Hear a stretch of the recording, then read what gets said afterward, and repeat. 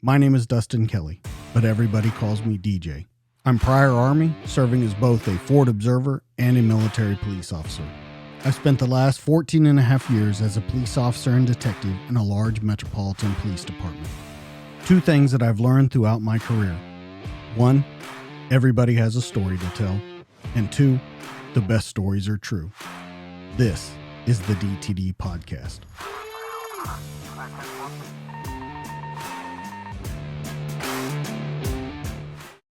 We're rolling camera, rolling sound in 3, 2, 1, and we're live.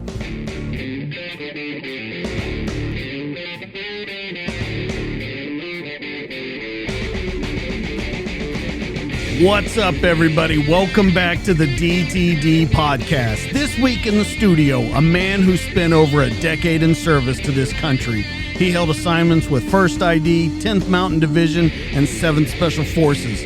This guest has always lived his life with purpose, whether trying to become famous as a punk rock musician, biking across the United States to raise awareness for mental health, or pushing his body to the limits with extreme projects and competitions.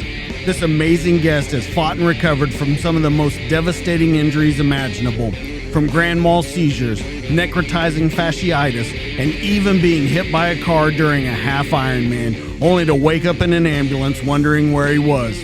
I'm so honored that this guest is joining me in the studio. He's a former Green Beret, a 7X participant, and a hard motherfucker to kill. Please welcome Zachary Garner. What's up, brother? Hey, man. Thanks for having me. Yeah, I'm so happy you're here, man, with everything that's getting ready to happen, and just to talk about your amazing career and everything that you went through. Now, we talked a long time ago, and we said we're not going to talk about resilience because it's been talked to death. We're going to talk about purpose tonight. We're going to talk about mind state, purpose, and really getting on with our lives when things happen. So the way I want to go about this is, like always, we're going to start with back in the day, but we're going to move through quickly and build upon each area that we're talking about. So let's talk growing up. Your dad, Vietnam vet, 22 years in the service. Did that have any effect on what you were going to do in life? To an extent, I grew up and my dad didn't talk about it much. He would occasionally share a story here and there. Like, we would sit down on the couch and watch Platoon together, and I would ask questions and he'd answer them. But when I was 18 years old and decided college wasn't the route for me, I told him I wanted to join the Army, and he was like, fuck that. And yeah, he was like, I did my time. I don't want you to have to do it, and I'm not going to support it. And he was like, do you want to join the Coast Guard? So now, listen, I'm not laughing about the Coast Guard because those guys have their job and they do some pretty cool shit. But it seems very strange from a guy that was in 22 years in Vietnam telling his son, no Army, you're going in the Coast Guard. Yeah, he did 3 tours in Vietnam. So, he had his demons that he was fighting. And I think he just didn't want that for me. So he took me to the Coast Guard recruiter. I walked in. There was a poster on the wall of like the rescue swimmer jumping out of the helicopter. And I was like, I want to do that. And I went and did all my MEPS, my ASVAB, everything. I had the contract. And then they called me, and like the big picture started to unfold. And they're like, well, you can't go to basic training till next year. And I was ready to leave tomorrow. And then they said, you're going to go to a unit as like a regular, whatever they are, in the Coast Guard. And then when the school date opens up for rescue swimming, you can go there then. And so I was like, there's a lot of unknown factors here, and I'm not okay with that. So I told my dad, I said, hey, you can come help me do this process, or I can go do it on my own, but I'm going to go talk to the Army recruiters. So he came around. He went with me. He actually spent some time as a recruiter, so he knew how to negotiate with him what I could get in my contract and everything. And so, yeah, it and he came to my basic training graduation, and I have the picture sitting here on top of his urn right next to my desk. Um, but he cried, and my dad didn't cry a lot in my life, and I could tell like he's proud of me. And that was like a huge win for me because there weren't a lot of times in my childhood where I knew that. And Well, that's what I was just about to ask. Was that ever a thing? Ever? I I don't know. Like my parents were great parents, but my dad especially, like he just wasn't. Like we were really close. We were really good friends, but the father son relationship was always. I grew up in a split home, mom in one house, dad in another house, and me and my dad would spend a lot of time together, and we got along like really good friends. But there wasn't like a like there are some like I don't know. I had a lot of liberties as a kid where I wish my father would have like pulled the ropes in a little bit, but at the end of the day, I think as parents, I'm a parent now to a 16-year-old, and we're all just doing our best, and I think that's what he was doing, and he was doing better than his family. So he kind of escaped some of the issues that were going on in his family and did better by being in the military, and that just continues to grow. We all learn from our own childhood. And When you say that though, what's interesting about that when you talk about your dad and you say there was a lot of liberties, do you think that was because he was in the military and he seemed so much against it? So do you think, I don't want to say like counterculture and stuff, but do you think that he was trying to let you see that there was a different world because his had been, razor focused for at least 3 tours of Vietnam? yeah, I do to an extent. So right after high school, I went on the road playing music, and he he supported me through that. He showed up. The kickoff show was in our hometown, and then we hit the road from there. And he came to that show, and then he was like, "Hey, I don't have much, but here's $500, like just to get you on your way." And that meant a lot to me. And then after about a year, I came home and said I'm gonna join the military. And I think he was all all throughout. I think maybe part of it was he felt like he needed to say that as a father, like to protect his son. It was like him finally letting go. We were also like, this was 2004, so we were already deep into Iraq and Afghanistan, and so he knew I was going to end up over there. And yeah, so he was supportive, not initially, but he came around and ended up being, my biggest fan throughout my career until he passed away in '09. What was his job in the military? Started out as an 11 Bravo, and then did that, I don't know how many years, but since I was born, he was in recruiting command. Yeah. So he really did know kind of the ins and outs and what you could get and what you couldn't get, because I think at the time when he was coming, or when he was going through Vietnam, because they had the SF babies back then, and then I think when you were coming in, they had the pipeline too, right? Yeah. They had restarted it. So was that ever on your mind? Not initially. So, I'll probably catch some shit from some guys for this, but so I remember going to the movie theater and seeing Black Hawk Down with my dad. And that was like that was when the spark first got ignited. And I was like, I kind of want to be one of those guys. And so I came in, and I remember like as I was going through the process when I was in the DEP program, and I was like, I'm just gonna right now try to get through base training, because I wasn't a stud growing up. Like I was not athletic. At all? I played men's volleyball. Okay. All right. I was the captain of the men's volleyball team. Now I think you might catch more shit for that than Should have joined the Air Force. There was a great scene in Top Gun, so you would have done, thumbs up in the Navy. Right? So I played men's volleyball. I ran track, but I wasn't like a stud at it. I was good at men's volleyball, I will say that, but I'm also 6'3", so that helps. And yeah, so initially I was like, I'm just gonna go to basic training and see how this goes. But if I don't feel challenged, then I'll find that next step as it unfolds from there. I was telling you before the show, last week we had Jason Tushin on. I'm talking to him. He was a punk rocker too, in a band, Intensive Care, when he was coming up in Milwaukee. You were in a punk rock band. You toured around and everything. What do you think it is about that punk rock lifestyle and that special operations lifestyle that marry so well together?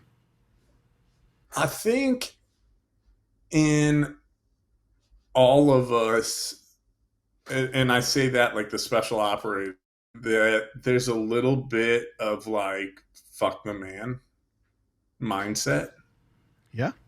Um, and not in like an anti-authority way or like even a disruptive way, but there's a little bit of us that's like, this is the norm, and I don't want to be that. Yeah, a lot of people have said, when they were, but you stayed in regular for quite a while. Yeah, about 6 years. Yeah. So with that, though, a lot of guys say, man, I just didn't fit in regular Army. I couldn't figure out quite where I fit in. But when I transferred over in the special operations, went to selection and everything, I knew right then that was where I was supposed to be. That's what I was supposed to do. Did you have that kind of feeling when you did that, or were you just fine in regular Army? No, I was bored in the regular Army. Um, it it wasn't challenging at all. Physically, it wasn't challenging. Mentally, it wasn't challenging. I wasn't. I had, I was blessed. I had really good leadership early on, and they set me up for success. That's where I learned a lot of my work ethic, a lot of my morals, my values. Everything came from those immediate leaders because I came in at 19 years old, and so it it affected me early on, and then I excelled above my peers because of that. And then it was like, well, I need something more physically challenging. And so I just made the decision. There was an article, I was stationed in Germany at the time, and there was an article that came out in the Army Times about a mission that went on in Afghanistan. Believe it was third group, a couple Silver Star recipients. And I was reading this article and was just like, I think I want to go try to do this. And honestly, I didn't know. Like, I had some exposure to special forces guys when I was in 10th Mountain because we had a Dust 1 incident in my battalion. And so they came in to help assist with that. But I didn't know a lot about their mission, so I just started reading everything and anything I could find. And the concept of being a force multiplier, I've always loved teaching. Even as a young sergeant, I loved taking the younger guys in and teaching classes, hip pocket training, sergeant's time training, whatever. I always volunteered to do that stuff because I just enjoyed it. I love seeing the light bulb click and knowing that I facilitated that to happen. So that's what really motivated me to get over there. But I did early, as soon as I got over there, I was like, these are my people. Just when you're surrounded by guys like that with that mentality, you become that. You start to think that way. It rubs off on you. And it was like, I almost felt like I had this drive that was repressed for years. And it finally, like, I found a place that I could let it out and it would be okay. I know you made it through selection the first time and everything, but did everything go pretty smoothly in your career changing over to there, or was there any kind of bump and goes? No, I was a first time go for everything. I just had a little pause in there because I went through a divorce in the Q course. So Well, that that's always held a up. good time to go. Yeah, Yeah. definitely. You got it out of the way. Exactly. The first one's always, it's a practice marriage for both of you. I mean, I, I don't know. I've I been learned a married lot. 25 years, so You've been married 25 years? yeah. Yeah. Good for you, man. Yeah. I've now been married 11 years. So, You talk a lot about your dad and you mentioned him. Was there that kind of relationship with your mom too? And did you take anything from her into kind of your military career? um, my mom and I, like,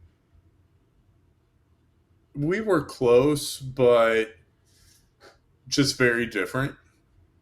And so again, my mom did her best. I got nothing to say. Like, I don't have a dramatic story about my childhood, but I was a handful. I can admit that. W- when I was 7 years old, I was diagnosed with ADD and ADHD, and I think my mom just like didn't know what to do with me, and I've always had a mindset where like if I'm not interested, I'm not gonna spend the energy on it. So with school, it was like that. Like I just wanted to play music and chase girls and that sort of thing, hang out with my friends as a kid. And my mom did her best, but she was also like when I was in high school, I have an older sister. She went to college, and I think my mom started to feel I'm a teenager at this point. So my mom's like, I have some freedom. So she started dating and stuff again, never got remarried, but she was kind of like there was some distance there, not like absence, but we didn't spend a ton of time together. And so during those like teenage years, we just didn't have a super close relationship. It wasn't a bad relationship. We just weren't super close. And I remember I signed my contract and had my ship date to basic training. And I went to go visit my mom at the hospital that afternoon. And I walked in, she was a nurse. And I walked in, and one of the other nurses like pulled me into a side room, and she's like, "Hey, your mom's really upset about this." And I was like, "Oh." And she was like, "She's proud of you, but she's just really scared. So just know that." And I was just like, "Oh, I didn't realize this even would have an effect on her." But it did. And me and my mom, we get along great today. She's still up in Indiana, and we talk every week, and she's actually coming down here in a couple weeks to visit us. And yeah, she's like now my mom's one, like she's like my biggest fan. She's super proud. She loves telling her friends about the things I'm up to. And yeah, we've got a great relationship. But as a kid, we just had very different personalities. When you're in the military, and we've talked about your first marriage and into your second, you have kids now, and all that kind of stuff. Um, do you take that into consideration in your marriage, in your being a father? Do you take all of those things that we just talked about and kind of put them into practice while you're in the military and stuff? I tried to. My dad's career and my career were very different. So from the time that I was born, like my dad was in recruiting command and didn't go, well, like except for maybe some training here and there, he was more or less home. Um, I do try to take some of the things that now as an adult I can look back and be like, this. There were some things I was exposed to as a kid that I probably shouldn't have been, and I try to make sure I don't expose my kid to those. Um, and then I try to just find ways to connect with my daughter. So for instance, she's 16, she's watching this Netflix series, You. it's weird. It's about this psycho guy that stalks women and kills them. And I don't know if you've watched it. No, I know exactly what you're talking about. So, but she's super into it. And so the new season's about to come out and she's been talking about it. So I went and watched the previous 3 seasons so that when the new season comes out, we can watch it together. Once again, you might catch shit for that too, watching you by yourself. No, with my kid. Well, no, your first 3. Did you watch the first 3 by yourself though? For my kid.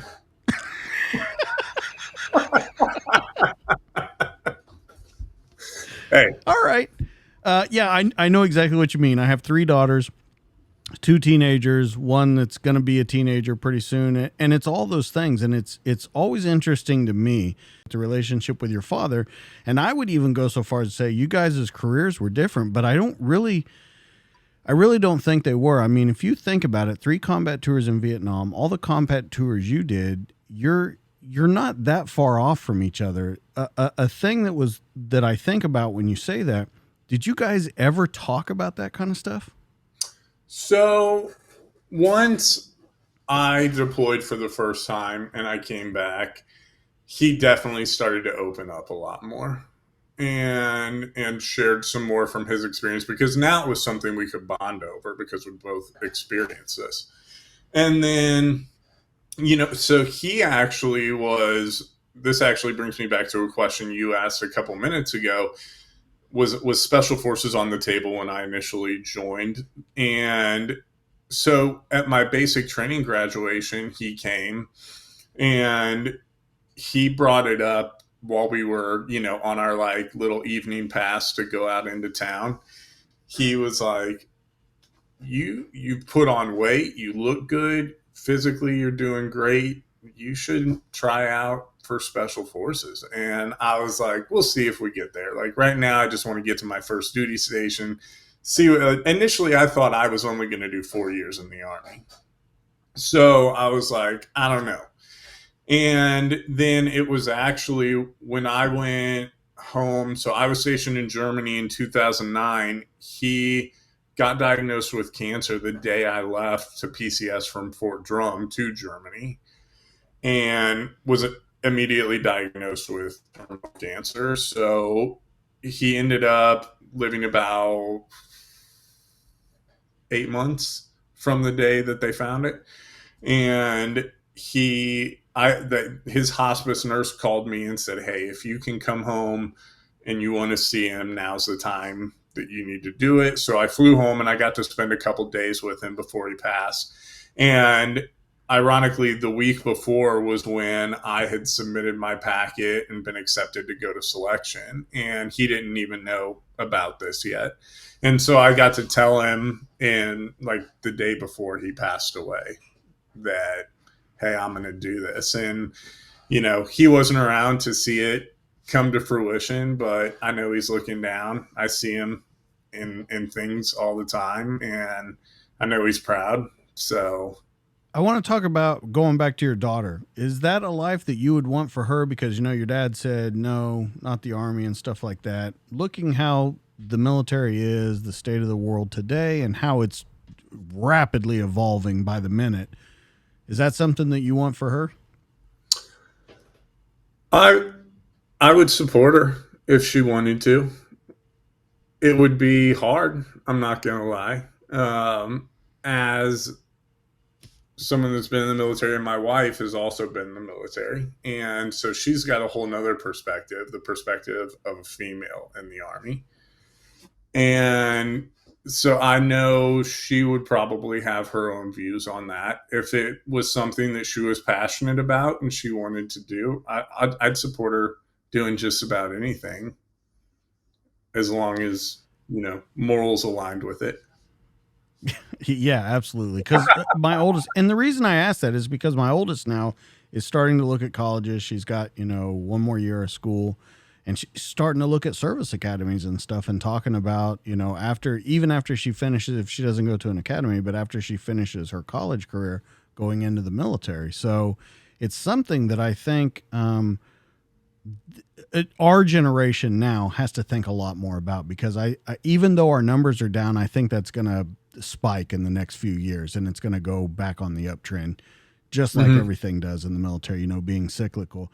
So I always wonder, and I ask, is that something you want? Because being a police officer, I've always told mine I would support them, but I don't want them to be in law enforcement. It's changed too much. There's too many different things now.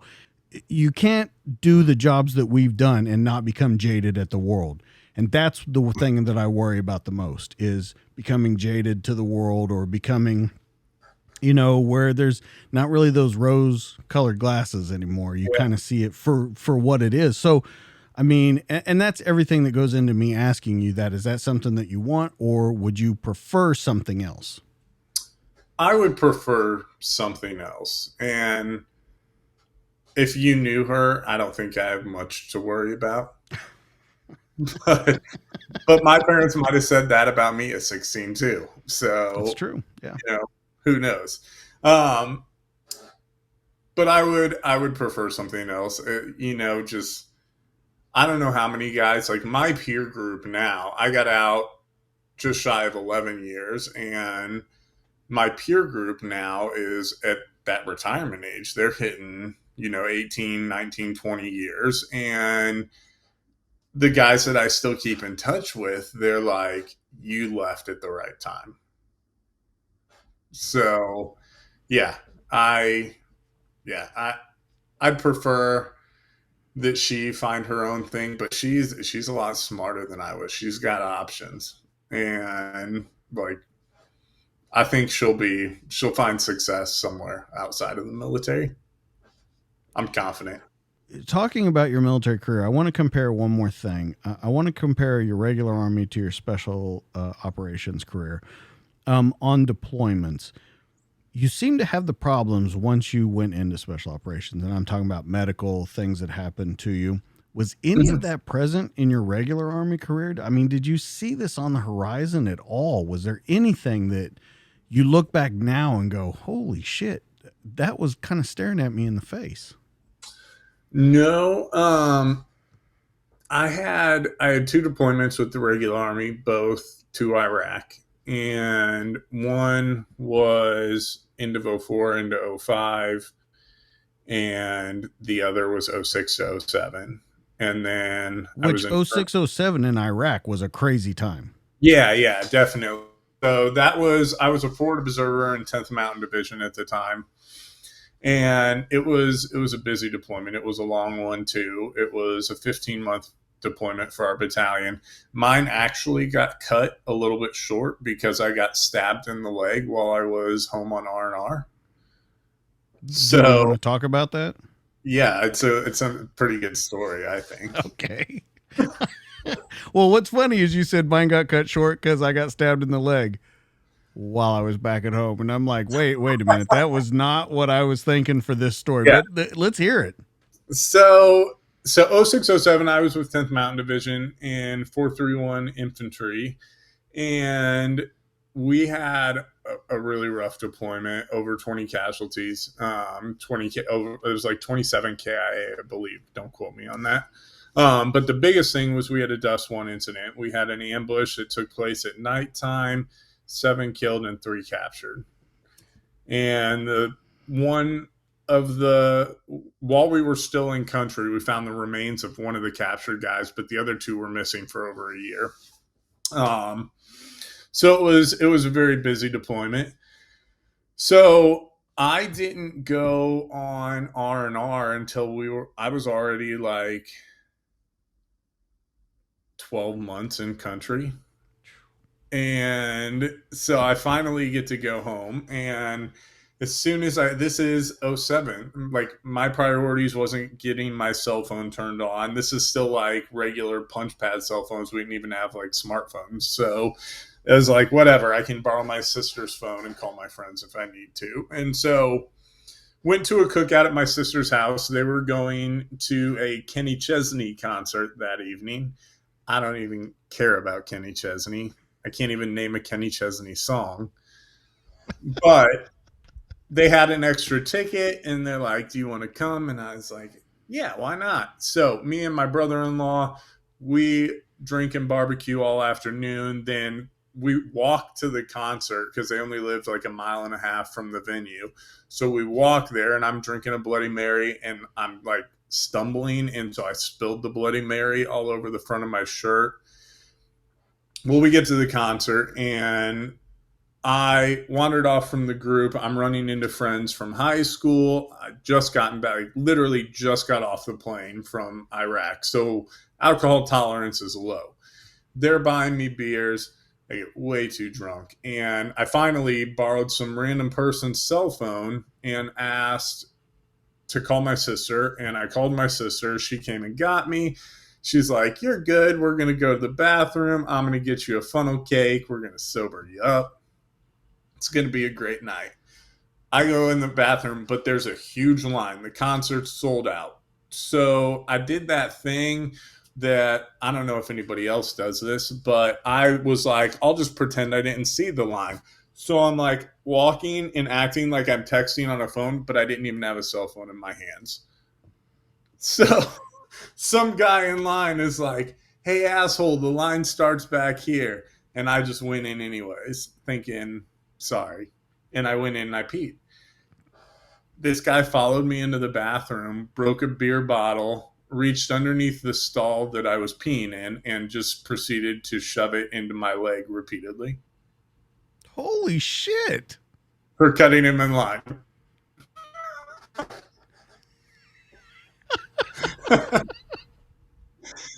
So is it safe to say that you didn't get that funnel cake?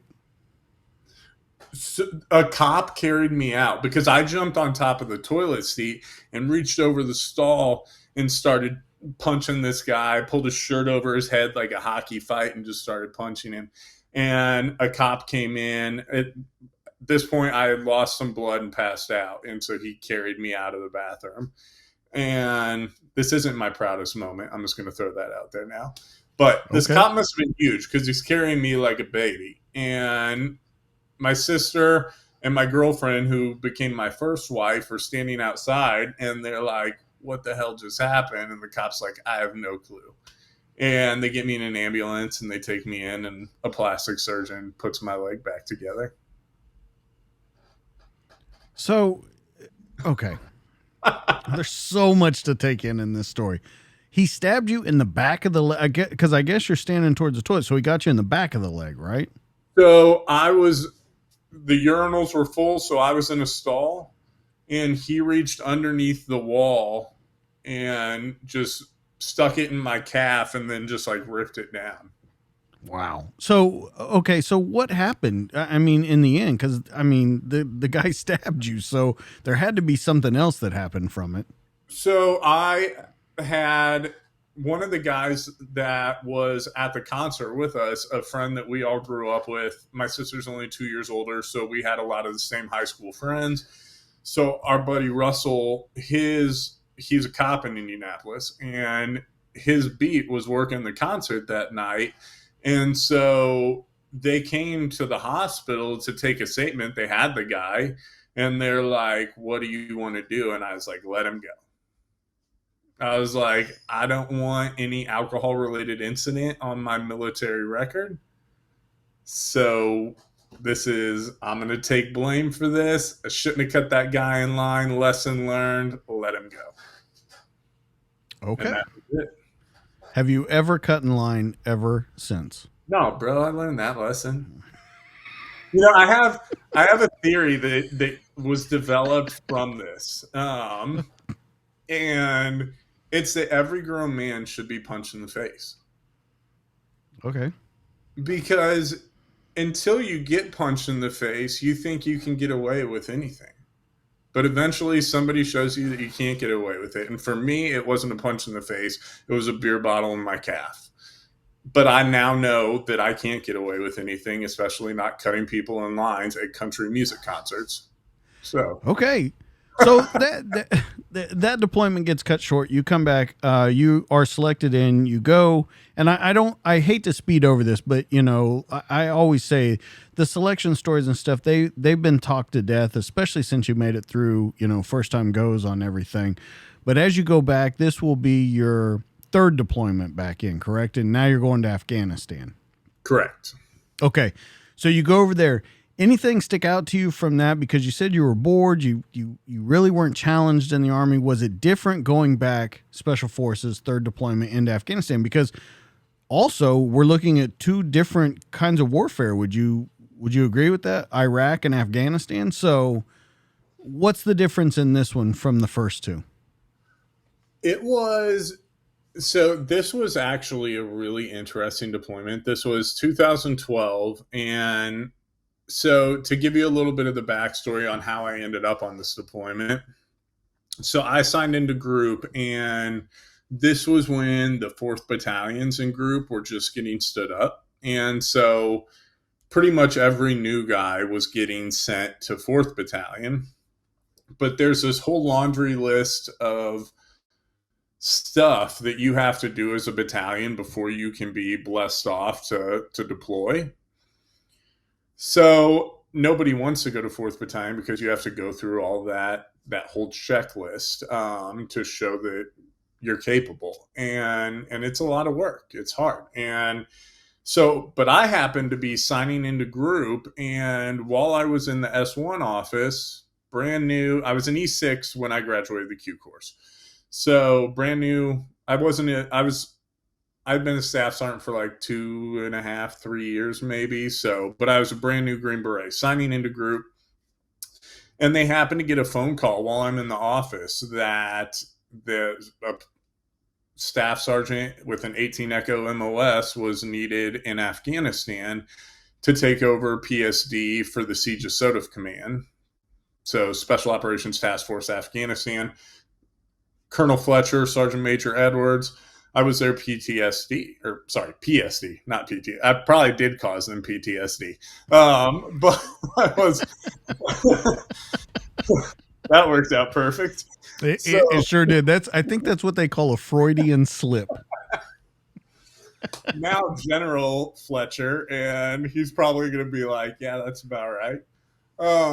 So I went over as their personal security detachment, and it was like at first I thought it was going to be horrible because you're at the flagpole and you're with the command staff all the time. Like most guys would hate that. It was, as a new Green Beret and a staff sergeant that's new to group, it was a really awesome learning opportunity because we had our headquarters where we were basically over the weekend, and then during the week we would go out and circle the whole battlefield, the entire country of Afghanistan. We would go to all the different SF teams, SF battalions, everybody that was in country, and I got to see the entire battle space over the course of 6 months. And whenever they had meetings and stuff that they were going to be stuck on base for, they gave me the freedom to go loan myself out to any team that wanted to give a guy a night off, or hey, we got a mission coming up and so has the shits. I could go. I had access to my own birds. I would just go get a helicopter spun up, fly out, and join a team for 3 days, and then I'd fly back and do what I needed to do for them, and then do it again. And it was great. It was an awesome experience. So very different because I had so much freedom on that deployment that is not something you get in the conventional Army. And that was going to be my next question. Say that deployment doesn't go like that. Say it's just, you're doing the regular thing. Do you love it as much, you think? And be honest, like, think about it. Do you love doing what you're doing as much if you hadn't seen the world as open as you did? As far as the mission, the PSD mission wasn't my favorite, because it is, it's just, you always know what, I shouldn't say that. You don't always know what you're going to get because things, especially in countries like Iraq and Afghanistan, things can always come out of nowhere. But it's just very cut and dry. Like, you have this purpose and that's your only purpose. Like, there's no follow-on missions. If like we're walking through town and we get ambushed, the only mission is to get my principal back to base safe. There's no after that, like, oh, we're going to go find this guy. And, anything that wasn't, and I actually failed at that miserably. Because there were a couple times that we got into firefights and I went and ran towards the gunfire, and where my purpose as their security is to get them off the X, but I was like, I'm going for him. Well, so how does that work out with them? Because I've never heard someone really say that they did the opposite of what they were supposed to do. Does that work out well for your principal, or does that put you at odds? So in this case, it worked out well because the guy that was with me, the specific incidents that comes to mind, it was in Kashur, Afghanistan, and this was the hottest place in the time. And the whole reason I was there is because I was a Green Beret without a CIB. And I had a CAB from when I was a 13 Fox and deployed to Iraq, but I didn't have a CIB. And so I went to the sergeant major's office and said, "Hey, sergeant major, I want to get my CIB on this trip. We don't have anything going on for the next 4 days. Is it okay if I go out and hang out with the teams for a couple days and try to get in a firefight?" And he was like, "Yeah, I don't see a problem with it." He's like, "Just go find out who's getting in the most ticks and book yourself a flight there." And so I called the team sergeant, who was one of my SEER instructors when I went through the Q course. And I said, "Hey, is it okay if I come out for a couple days and we go try to have some fun?" And he was like, "Well, we don't have to try to have fun. It happens every day down here. So come on down. We're more than happy to have you." And yeah, so I showed up out there, and a high ranking individual, I won't mention him by name, but wanted to come along on the trip, which immediately gave me bad rapport with the team because now I brought the flagpole out with me. And so I get out there, and he ends up wanting to go out on a little presence patrol in town. And the whole reason we were out there, and they all knew this, was so that I could try to get my CIB. And so we're out on a presence patrol, and we start getting hit with machine gun fire, and everybody drops down into a ditch. And every time we peeked our heads up, they just open up, but from a different position. So they're maneuvering on us, and machine guns are talking. We're returning fire. It'll slow down, but as soon as we start to stand up, it'll open up again. So we knew that we're getting to the point where it's getting late. We're getting dehydrated. We've been out for hours. I have this huge jammer on my back that sticks like 6 feet up, and we were running out of ammo. So it was like, we need to get fast movers in here because that will get them to scatter out of here. And so the JTAC needed to get onto a rooftop, and as an FO, I was also JFO qualified. So I was like, I'll go. He needed somebody. He's just like, I need one to go with me. And so I was like, I got you. And I get up out of the ditch, and we're running along the wall that surrounds this compound, and machine gun, like, bullets are following us along the wall as we're running, like right behind us. It was nuts. And so we get in there, and I had this huge jammer on, so I would kick the door, and he would go in first, and then I would come in ass first, bending the antenna over. And we finally made our way onto the rooftop. No one was in the house, so we get up on the rooftop. We finally got him out of there. But then after we got back, the sergeant major, like, he was the one that was with me. He was still one of, like, he wanted to be in the fight. So we got back, and I talked to him, and I apologized, and I was like, I went about that the completely wrong way. And he was like, "You couldn't have held me back if you had a leash on me, so don't worry about it." And I was like, okay, glad that worked out, but it was a lesson learned for myself. Uh, with all this happening on your third deployment, you enjoying everything that you're doing, how's your mental state? At that point, it was pretty good. Um, I Yeah, at that point there really weren't any indicators that come to mind. I went, yeah, because I continued to grow my resume as soon as I got back from that.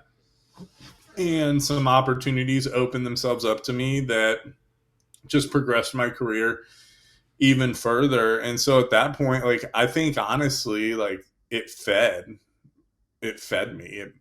Like, that deployment just gave me a whole new purpose, a new reason to succeed. And like, I was motivated after that. I was like, this is the best decision I have ever made. When you say fed, though, that's a strange word, I think, to use, or maybe an interesting word, however you want to do it. Do you mean fed the ego or fed? I don't even know how to say it, but that's Like, fueled me. It, okay. it fueled my fire. It verified that I got it. What I thought it was going to be, it was. Okay. There were no expectations that weren't met. Okay. Okay. Yeah. And which is different because you said the regular Army really didn't meet your expectations. So it's good. So you're on an upswing. The reason I ask that, though, is you're on your third combat deployment. You come back. I think you equip with a dive team now, and then head back to Afghanistan, correct? Yeah, I did some schools in between there. So as soon as I got back, I they asked me to try out for the dive team, and so I did, and they kept me. they they put up with me. I'm actually a really solid swimmer. I It took some getting used to be able to swim deep, like surface swimming. So my test, first day I showed up to the dive team, they're like, hey, we're gonna go do an open water swim, don't unpack your shit. And so we go out to the bay and we did a 3,000-meter swim, and I was the second one back, and they were just like, cool, you're the next one to go to dive school. And I was like, great. So, but then the following Monday, we went out and we did pool PT, which is drown proofing. If you don't know what it is, look it up on YouTube. It's pretty interesting. When I went to dive school, they called it underwater problem solving. Yeah, yeah. So we go out, hands and feet are bound, and we're going through all of the initial testing for the first like 2 weeks of CDQC. And then they realize, like, oh, Zach's a good swimmer, but he is not comfortable in deep, dark places with his hands tied behind his back. And so, yeah, we had to work on it a little bit from there. But yeah, made it over to the dive team, and then shortly after that, we got a slot for Sephardic, which is the Special Forces Advanced Reconnaissance, Target Analysis, and Exploitations Techniques course. Huge acronym. And yeah, we went. I got a slot. I got offered the spot for it because I had the highest shooting scores on the team, and that fed my drive even more, because that's the coolest 3 months of your life. And yeah, it was awesome. So I got done with that and I was like fired up again, like new lease on life. Like, you couldn't stop me.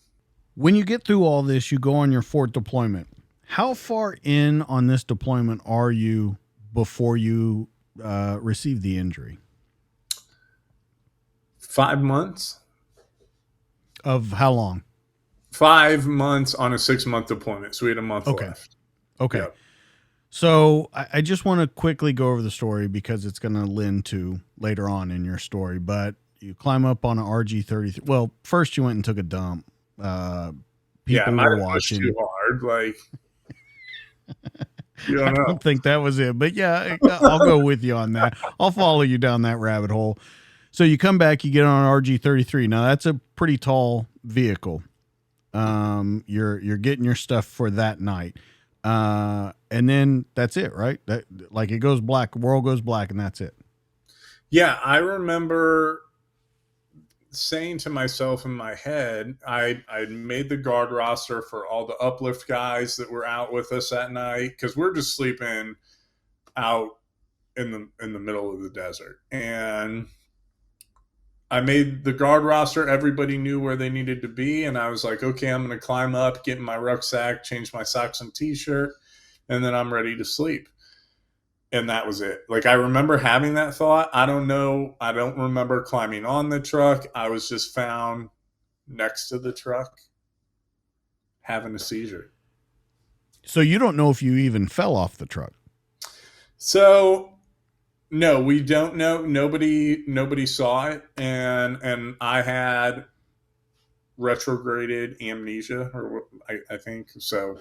I can't remember like any of it, and yeah, I did wake up though with, so I was found on my back, but the front of my head was like the worst. Like, it was bruised. It, like, every indicator that I smashed my head on something at some point.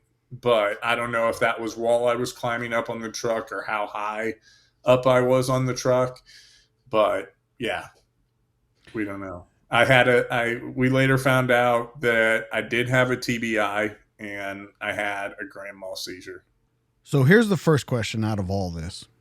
When all this happens, you by all accounts, your life couldn't be better. You've done everything you wanted to. You're going everywhere. You're getting all the certifications you want, and then this happens. Does it take an immediate hit to the mental faculties, or are you still good, kind of looking long term on it instead of short term? Because I have a feeling a lot of people would think short term in this situation.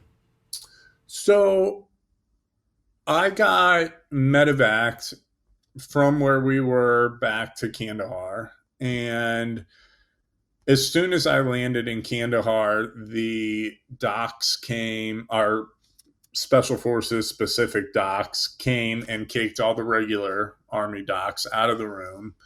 And they were like, hey, the report, like, what we heard was you had a seizure out there. They weren't there, obviously, but they're like, we heard you had a seizure. And they're like, sometimes these things can happen from sleep deprivation, dehydration. We had been out for like 4 or 5 days at this point. And so that wasn't out of the realm of possibility. And they said, we're going to just hope that this was a one-off and see what happens. Because if we report it as a seizure, it's going to be a career ender for you. So they're like, we're not going to report it that way. We'll take care of it. And yeah, so I flew back to my base, met back up with my team, finished up the rest of the deployment, no other issues. And then it was probably, I think, maybe 2 weeks after I had gotten home, I had another seizure. And then I had another one shortly after that. And so I was like, okay, I don't want to.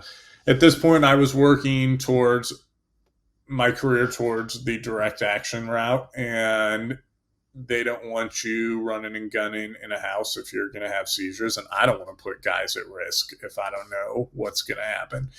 So I reported it, and they sent me to a neurologist. They did a full brain workup, and the same day they said, hey, you have an epileptic brain wave consistently. Like, you're having small seizures, not losing consciousness, but your brain is having seizure activity. Over the 4 hours that we monitored you, you had like 10. And Wow. so, yeah. So at that point, though, the option was we will move you to an admin job, the B team or ops or wherever, or up to group headquarters, but we're going to put you at a desk for 2 years. If you go 2 years without a seizure, you can go back to the teams. So I initially was on board with that, but it takes, once that seizure threshold is lowered, seizures become more frequent. And to figure out what pharmaceutical concoction is going to control your seizures is a process of elimination.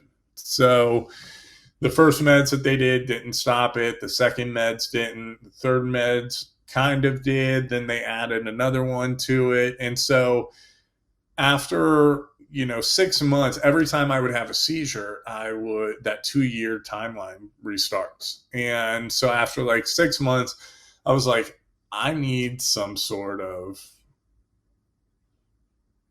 like, I need something. This what if isn't going to last forever. I need to make the decision. What am I going to do? So I said, hey, let's just proceed forward with the med board. I won't fight it. And so we med boarded out, and that starts the next chapter. Let me go back to it though for a second. When it first happens, they put you on desk duty. And I want as honest answer as you can give. What are you more scared of? More scared of getting really hurt and dying, or not being able to do that job you've worked so hard to do? Not being able to do that job. So when you're there, how hard is this decision? After you have these seizures, you can't get it under control, you decide to do the med board. I've got to understand what's going on in your brain, because it has to be like a donkey kicking you over and over again with as hard as you've worked. And you just honestly saying you were more worried about not being able to do the job than dying. You got to talk me through that and tell me what you're feeling. Let's go into deeper about that, because it's not just this is the next chapter. Let's talk about, because this is where it really takes a turn. So if I couldn't do that job,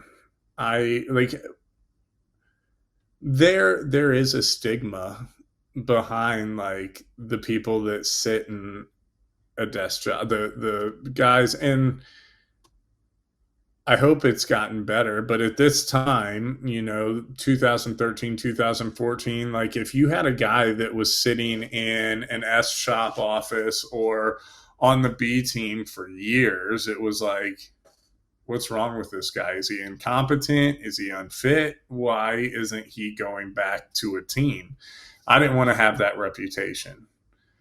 So it was a better option after we still can't figure out what's going to stop my seizures, it was a better option for me to get out of the Army than to become that guy. But that's where I got to interrupt you. You're not that guy. There's a medical condition that is stopping you from doing it. You're not just a guy saying, I don't want to do it anymore. I don't want to be out there. As a matter of fact, you want to do it more than anything. You have a reason why you're there. You already have a reputation. People know. That's what I'm trying to understand is you're already known. People know who you are. They know you can handle yourself. They know why you're there. You understand where I'm going, right? Yeah, I guess. And I've never really thought, I guess it was an ego thing, if I'm completely honest. Okay. If I couldn't do the job fully, and like I wanted, so all right, we're getting into it early. Some would say. So we've got to back up even more, because this is some recent stuff that I've unpacked, and I've actually never talked about this. Now in my own therapy, I have a great therapist I speak with once a week and work through my thoughts and make sense of it all. And so we never really talked about why I joined the Army. in the Okay. interim. And I wasn't that kid that had that forgotten country, like, I want to be a patriot. It wasn't that. It was a way out of Indiana, but it was even more than that. I was pretty depressed as a teenager. And, you know, no behavioral health record or anything, but was very depressed. But would never wanted suicide wasn't an option. Because suicide just always felt like a coward's way out. And my thoughts on that have changed as well. But at this time in my life, that was my mindset. And so joining the military, I thought maybe this will be an honorable way out. Okay. I want to make sure I understand, though. You're saying an assisted suicide.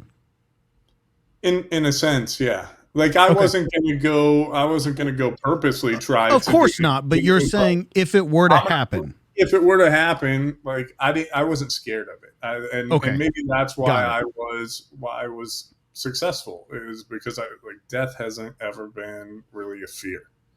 Okay.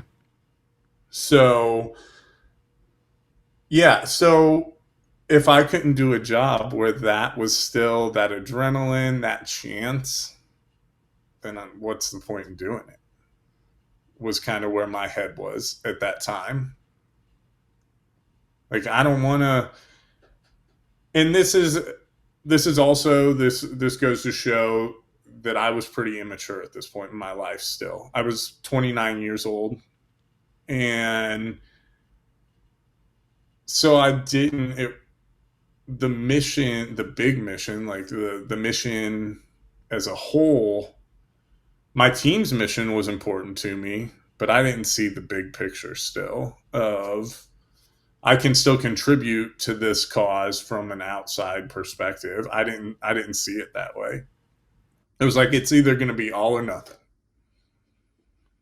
And yeah, so once I couldn't do a job where there was a chance I wasn't going to come home from it anymore, it wasn't appealing to me anymore.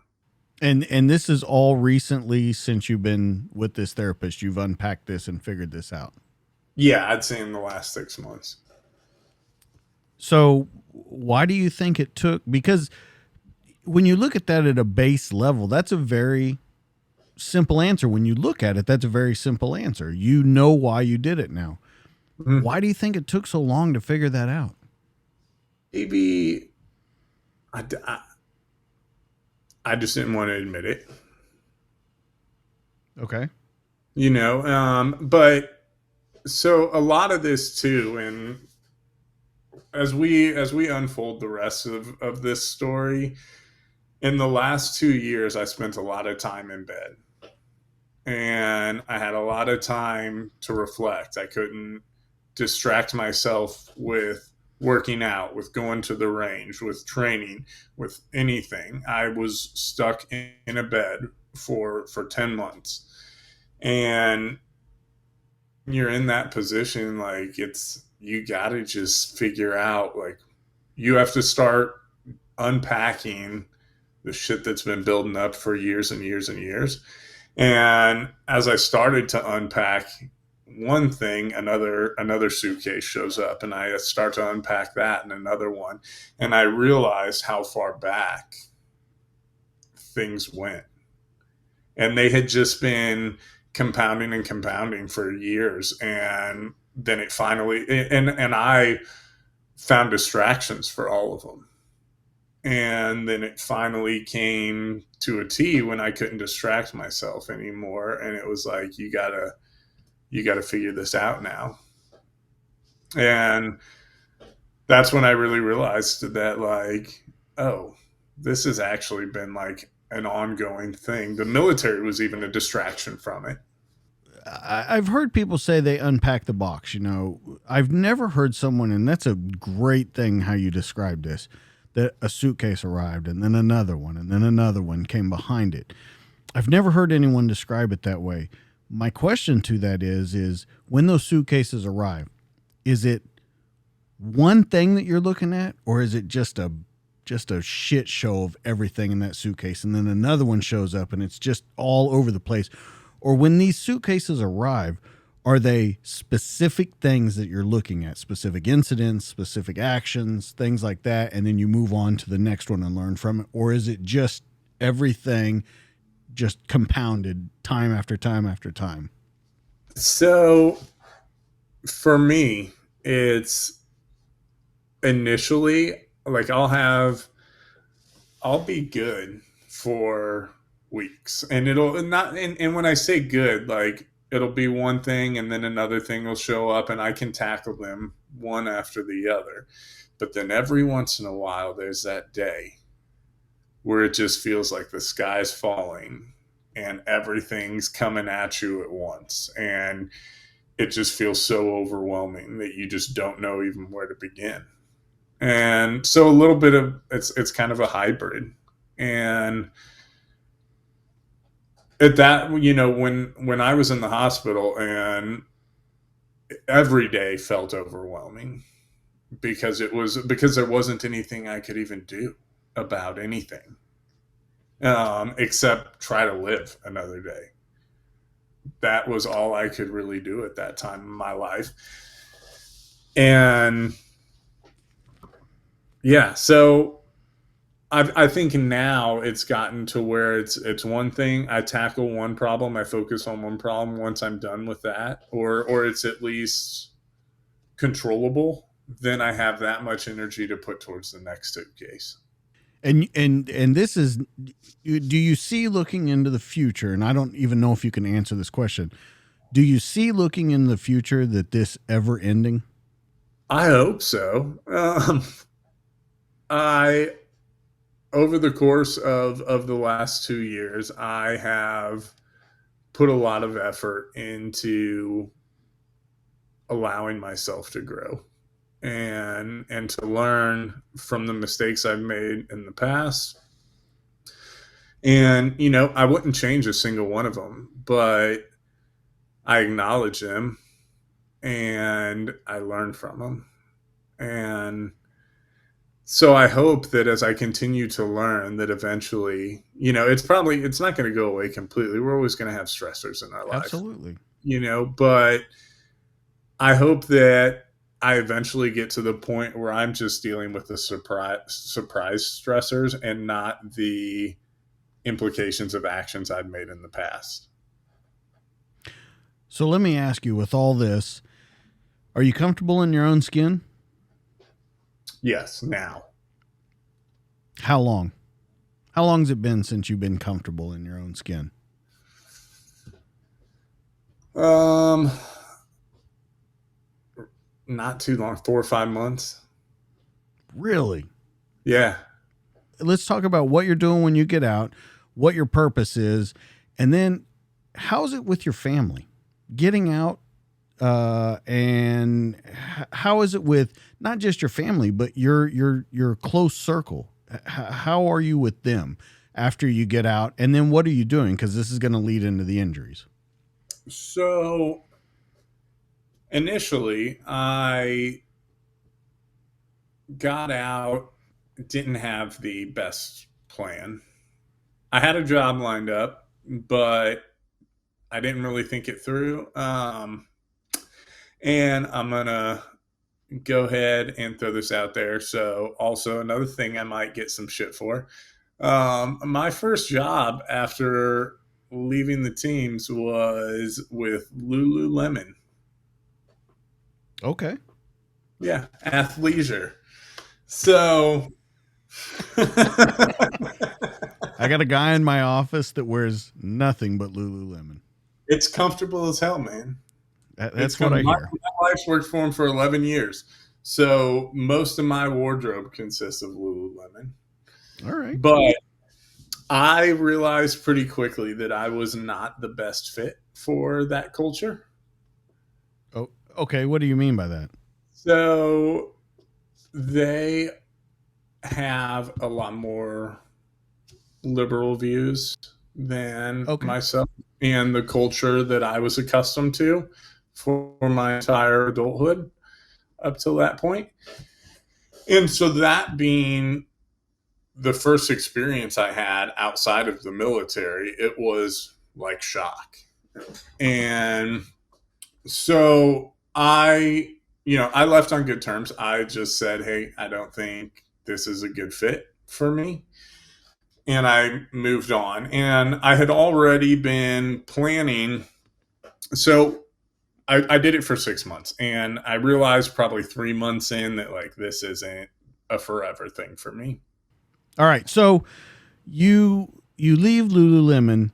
We talk about, you and I had talked before the show that we want to talk about purpose. The military's gone. That purpose is kind of gone. Lululemon doesn't work out. Are you trying to figure out, like, are you thinking, at least in your head, maybe I don't have purpose, maybe I don't have this, or are you funneling down really hard to figure out what it is?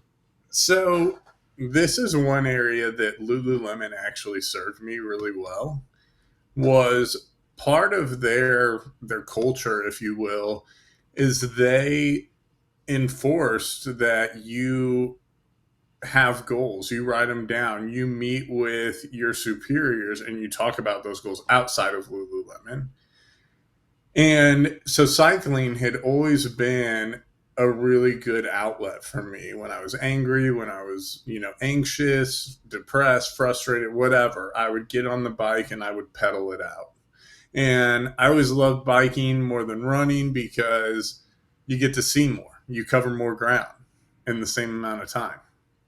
So I decided, when I was writing out these goals with Lululemon, and then you have to write out like the steps you're taking to reach towards those, I said, I want to bike across America. I want to see, I grew up in Indiana, and then I was stationed in Germany, New York, back in Germany, Fort Bragg, Florida, and then deployments to Iraq and Afghanistan.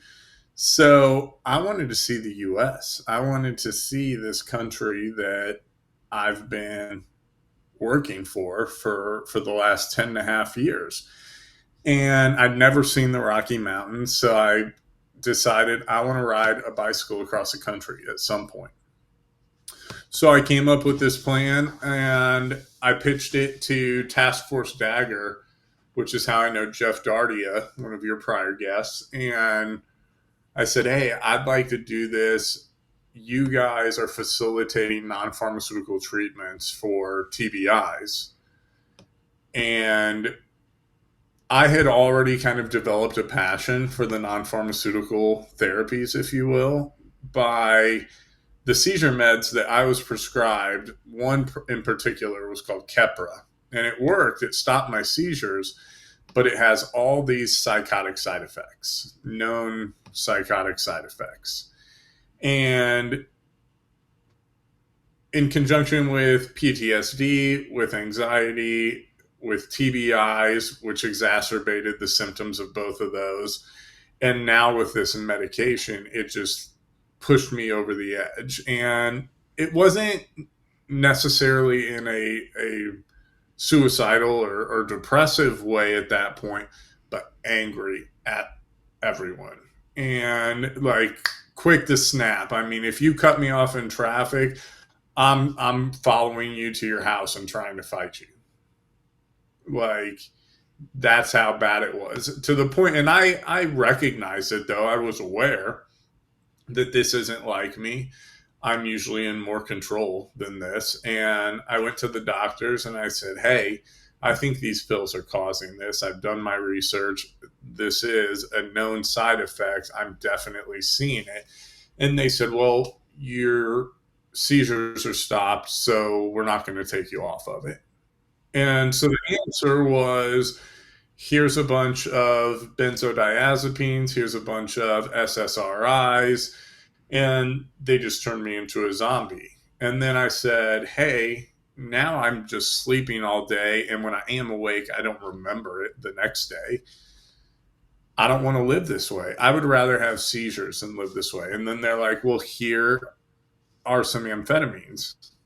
You had ADD as a kid anyways. This will help keep you up. And I was just like, how is this the solution And so I started speaking out about it, and the VA had sent me for a third party neurology exam in Minneapolis. And the doctor that I went to wasn't associated with the VA, whatever. He did the VA's portion of the exam. And then he was like, okay, we're done with that now. I want to talk to you about something else. And he said, have you ever thought about cannabis to treat your seizures? And I said, nope. It was still, there was a lot of stigma around it. It was still a very taboo subject at the time. So I said, no, I haven't thought about it. And he said, you should, because you would probably have a life changing experience. It would allow you to get off of these pharmaceuticals that are causing all these problems, and it would control your seizures. And there's strains out there that can do just that don't have any psychotropic effects. You'll still be able to function. So I did my research and ended up ordering an oral CBD tincture, and I started using it, and then I slowly weaned off my seizure meds, fully accepting that I may have a seizure again, but at this point I didn't care, and I didn't. And I waited, and for a while it's like waiting for the other foot to drop. Eventually it's going to happen, but it just didn't. And so I had this goal of riding a bicycle across the country. I had a relationship with Task Force Dagger, who works with non-pharmaceutical therapies for veterans. And I was like, I want to do this for you guys. I want to set up fundraisers. I want to see what I can do to raise awareness around non-pharmaceutical treatments, around the suicide awareness rate, everything kind of mental health encompassed into this ride. And all the proceeds that we raise along the way will go to Task Force Dagger. So that's ended up coming to fruition. I put it out there to the universe. I brought on my good friend Adam Smith. He was a former 19th group guy, and he came, helped me logistically. He drove the support vehicle while I rode a bike, and then eventually we brought on another driver so that he could ride with me. And then by the end of it, it was kind of like a Forrest Gump thing where we just had like a whole trail of bike riders finishing in Florida with us. And it was, but it was exactly what you were asking. It was my new purpose. And that purpose was to let the rest of the veteran community know, or at least as many as I can in that reach while I'm going across the country, that like, hey, the VA, they're going to give you the easiest option, but not necessarily the best option. Can I ask you something right there? I don't really want to interrupt you, but what's your thoughts on the VA? Are you angry at them? Do you think that I've heard a lot of people say, look, just last week, the guy I was telling you about, he said, look, it's not their fault. They're working with the tools they got. Do you agree with that statement, or do you think there's a different answer? I mean, the VA as a whole, I agree with that. They're working with the tools they got. The decision makers in Washington, however, I think could allow the VA to have some better tools. I am angry with the VA. And when we get into the later parts of this story, they left me to die. And okay. Yeah, so I'm angry about that. At this point in my life, I wasn't angry. I knew the VA is not going to prescribe CBD to me, so because they can't. So I wasn't mad at them at this point. They're working I would say at this point in it, they're working with what they got. It is what it is.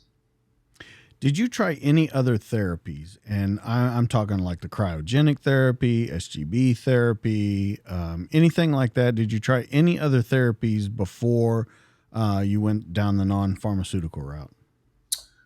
At that point, I had done Botox treatments for migraines associated with TBIs. And then everything else that they had offered was pharmaceutical. So, and I, That's a question that I always have. Why do you think, with as much as they're seeing, with the results that they're seeing from people doing this alternative therapies and these alternative methods, why is it so slow to be brought online and be a standardized solution? my thoughts are because they'll lose money. Um, we soldiers, veterans, we're a number, and they have turned us into little independent businesses that they can keep making money off of. So, send you to war, come back, prescribe all these meds. They're getting kickbacks from the pharmaceutical companies, and if they heal, it's the same. So, like, the Race for the Cure supports breast cancer awareness and breast cancer research and claims that they want to cure breast cancer. It's not in their best interest to cure breast cancer, because all their executives would be out of jobs if breast cancer goes away. VA doesn't want to cure, or the government doesn't want to cure mental health, because they'll lose all that money from the pharmaceutical companies. It's better for them to just keep you medicated and going to hopefully keep you quieter from raising a ruckus about shit you see that's unfit in our government. I thought you would say that, but I wanted to make sure that that was the line of reasoning, because that's the way a lot of line of reasoning is for guys, is that the money's not in the cure, the money's in the medication. Yeah. The money's in working on it, I guess you would say, to finish it out. Let's talk about your first injury. After all this happens, you do the bike ride across the United States. You're doing races. You've got kind of a new purpose. Let's talk about the first injury during the half Ironman. So I came back from that ride across America and was offered a job coaching in endurance athletes. And a lot of my athletes that I coached were triathletes. I worked specifically on the cycling. I had some people that just were competitive cyclists, but the majority of them were triathletes. And so I focused with them on their cycling. And I wanted to understand psychologically where they're at, though, because the bike in a triathlon's in the middle. They just swam. They still have to run afterwards. I had only known competitive cycling, so I wanted to understand psychologically what that's like. And so I started doing triathlons. And I was doing a half Ironman in Minnesota. I was roughly 36 miles into the bike leg and was in third place. So I was trying to catch first and second. Coming down a hill into an intersection, I saw them I saw them in front of me. It was raining like crazy that day too.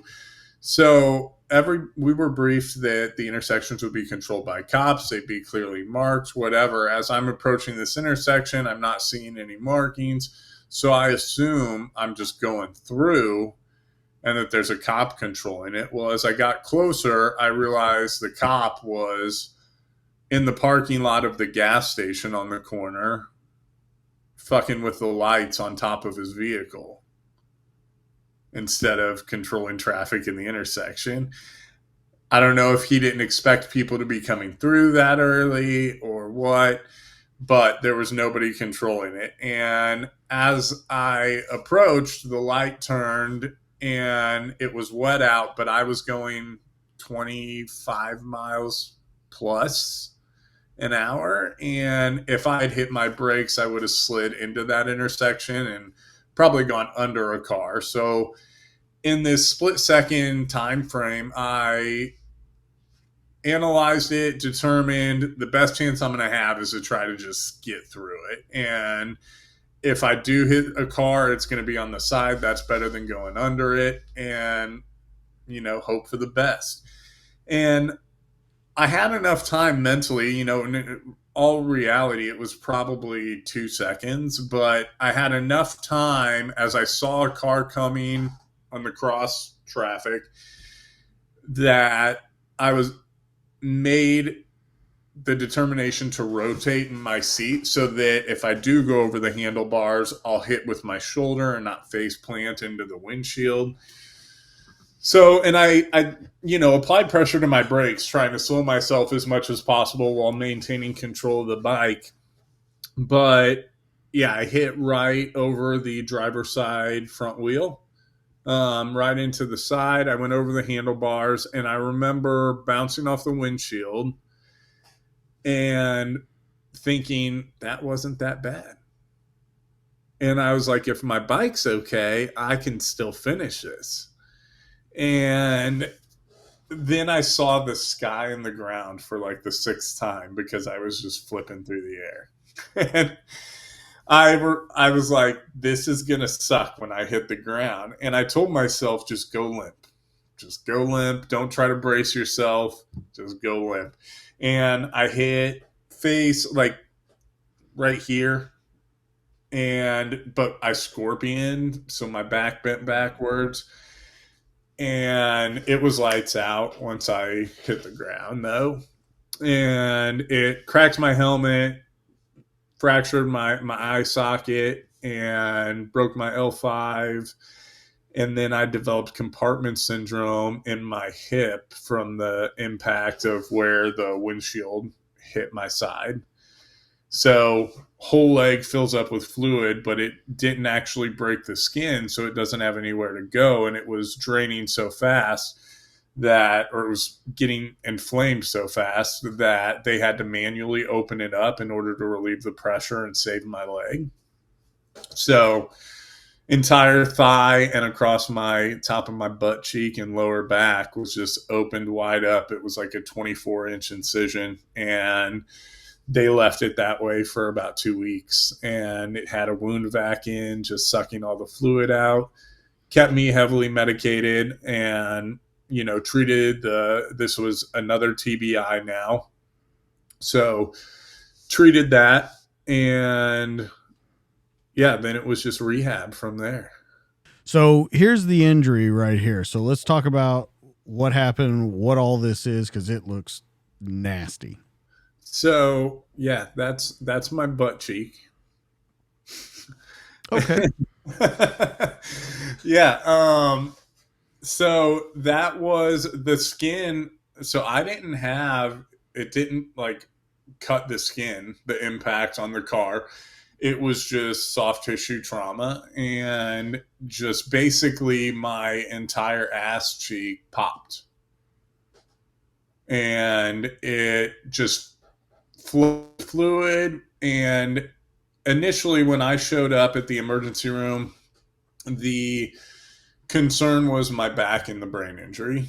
And so that had everybody's attention. They took me to a trauma 1 ER, so they immediately scanned my entire body. And back and head were the two priorities. And so that's what they're focused on. And my pelvis, my femurs, everything were intact. So I had told them, hey, this is really uncomfortable back here. I don't know what's going on. They were like, dude, you were hit by a car. It's not going to feel great. Sorry. And they just gave me some more Dilaudid and continued stitching up my face, all that. And, 30 minutes would go by and I'd be like, guys, something's not right. And they were like, we're going to get you some more medicine. We're sorry. We'll get you more comfortable. And they just push more drugs. And it wasn't until about 3 or 4 hours after I'd been at the ER, when they were actually getting me admitted into a room for the night, that a buddy of mine, the guy that owned the gym that I coached at, he came up there and he's talking to me, and he can see, like, at this point, up until this point, I was playing it pretty cool. And like, I was trusting the doctors. I was like, okay, if you say, like, and I wasn't like openly like crying, screaming, like, it wasn't like that, but it was just like, this is the worst pain in my life, and I'm not going to tell you that, but I've never felt anything like this before. So my buddy Danny pulls the doctor out in the hallway, and he's like, hey, man, he was like, he's not the same as your typical patient. You're asking him, where is it on a 1 to 10? And his pride alone isn't going to let him tell you that it's more than a 5. But if it's a 5, then it's a 10 for what you're used to. And so the doc came back in and he's like, hey, just to be safe, we're going to send you downstairs, do another scan of that leg, see if we missed anything. So they did. And they compared it to the first one, and the amount of fluid in my leg was like 4 times in 4 hours. And so they immediately came in, like while I was still in the machine, they came in and they're like, hey, we need you to sign this. You're going for emergency surgery right now. If we don't, you're not going to have a leg tomorrow. And they took me back. I was in surgery for, I think, about 8 hours. And I woke up and I immediately looked over at my leg because I was like, man, I hope I have a sick scar. And I didn't have a scar yet. It was just that huge hole. So, yeah. Okay, so now you're back in a hospital bed. Not unlike with the military, with being put at the desk. You had a purpose. You get out. You find a new purpose. You start this drive, and you're back out of it again. We got to talk. The mental state has got to be deteriorating by now. For sure. I think that was the first time that, like, I really was like, you got to be fucking kidding me. Like, up until then, it was like, could have happened to anybody, you know? But once that happened, it was like, seriously, guys?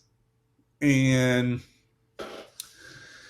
yeah, on top of the mental state deteriorating, I was also very medicated at this time. So that impaired a lot of my judgment and decision making. When I left the hospital, they sent me home with like a bucket of Dilaudid, morphine, and Percocet. Like a 90-day supply with like 4 refills. Okay, so with you just doing the non-pharmaceutical thing, with you teaming up with Jeff, and then this happens, are you against it? Are you for it? Are you trying to get rid of the pain? You got to be in a weird mind state right now. I had never really used pain medicine before, opiates. Okay. Before this, I'd had surgeries, but it was like I remember I had one surgery on my stomach. I was in the hospital for 7 days in 2008, and they took my stomach and wrapped it around my esophagus and sewed it to itself. So it was like an intense surgery, but I didn't even take the pain meds that they sent me home with afterwards, because I didn't even know that like pain meds did anything for you. So, but when I was in the hospital and that compartment syndrome was setting in and I was in bad pain, they started IV injecting Dilaudid, fentanyl, morphine around the clock. And so I didn't know that. I mean, at this point, like I knew like opiates were an abused drug, and I knew that these were opiates, but I didn't know like I never understood why people abuse them, because I had never experienced the rush, if you will. So that was the first time, but yeah, I was medicated while I was in the hospital, but I identified fairly quickly that I didn't want to be addicted to these meds, and I didn't want to build up the tolerance to where they would control me. I had been on IV narcotics for about 2 or 3 weeks, and then when I went home, I took the pills for maybe a week, and then I was like, hey, we're done. We're done with these. I told my wife I'm gonna be an asshole.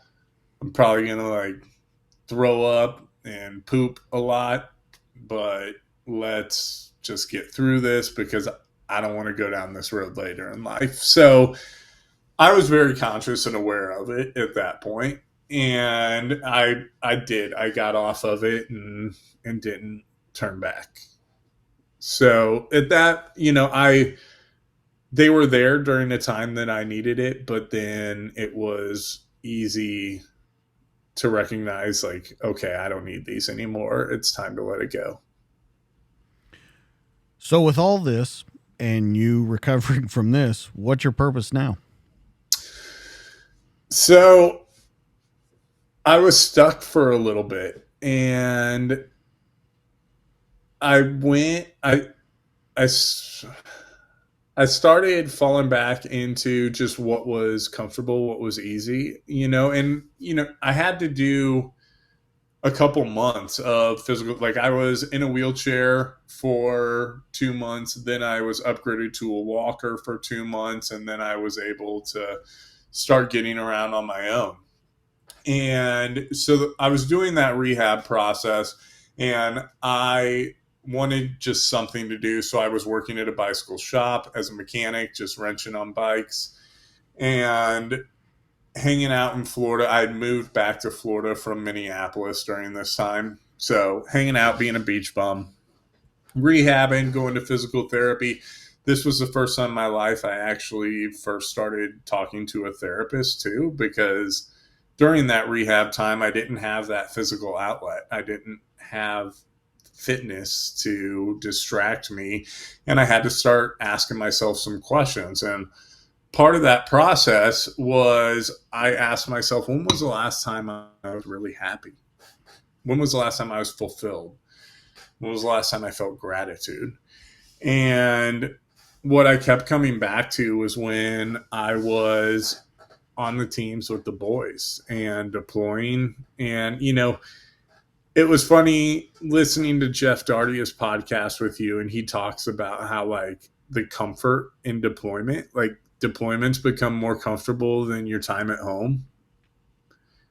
I always related with that because when I was home, and I still do this to an extent now, when I'm home, I try to make it all about everyone around me so that when I'm gone, I don't feel guilty. I try to give you everything that I can while I'm here, and then when I'm gone, I can worry about my job and myself. And in a way, it recharged me to be able to come home and give myself to everyone else then. So I had been home for a while, and I missed it. And I missed, maybe it was also some of that childhood stuff coming back where it was like, maybe I didn't want to be around, and this was a chance I could take that might fulfill that honorably. And yeah, so I started just really focusing on, I looked up, I was able to figure out what companies had certain contracts that I wanted to go back overseas and work on. And I started applying to those companies. And then I started looking up their PT standards and making sure that I would be able to, if they were willing to hire me, that I would be able to fulfill those standards. And I ended up the number one program that I wanted to get on, I was accepted for. And so that became my new purpose, was rehabbing my body so that I could get back overseas and do that job. Or, it wasn't the same job by any means, but I could be with the boys again. And, in a sense, I missed experiencing hardship. Wait a minute. What are you talking about? You've been in Well, a bed and rehab. What are you talking about? You missed hardship. We just talked about where you wake up and you go, "What the fuck? Are you serious?" I mean, that's a hardship. but I was just, I mean, that was a lot of small victories. Like, I'm able to walk on the treadmill, small victory. I'm now able to do the Stairmaster, small victory. I'm now able to use the leg press machine, small victory. I wanted, like, those are things that, like, you do it and you, like, give yourself a little pat on the back. But real hardship, like, I wanted that feeling. Like, I think a lot of people from the veteran community and from the law enforcement community can relate to this. But when you have a really fucked up day and you get back and you get some hot a shower, and you sit down, you take your boots off, and you're reflecting on all of it, there's also a sense of accomplishment that follows that. And I missed that accomplishment. That wasn't being fulfilled anywhere else. Okay. All right. So, Let me ask you a question, though. If you go back over and be a contractor, you're doing with the alternatives now. You're not taking your seizure medication and stuff.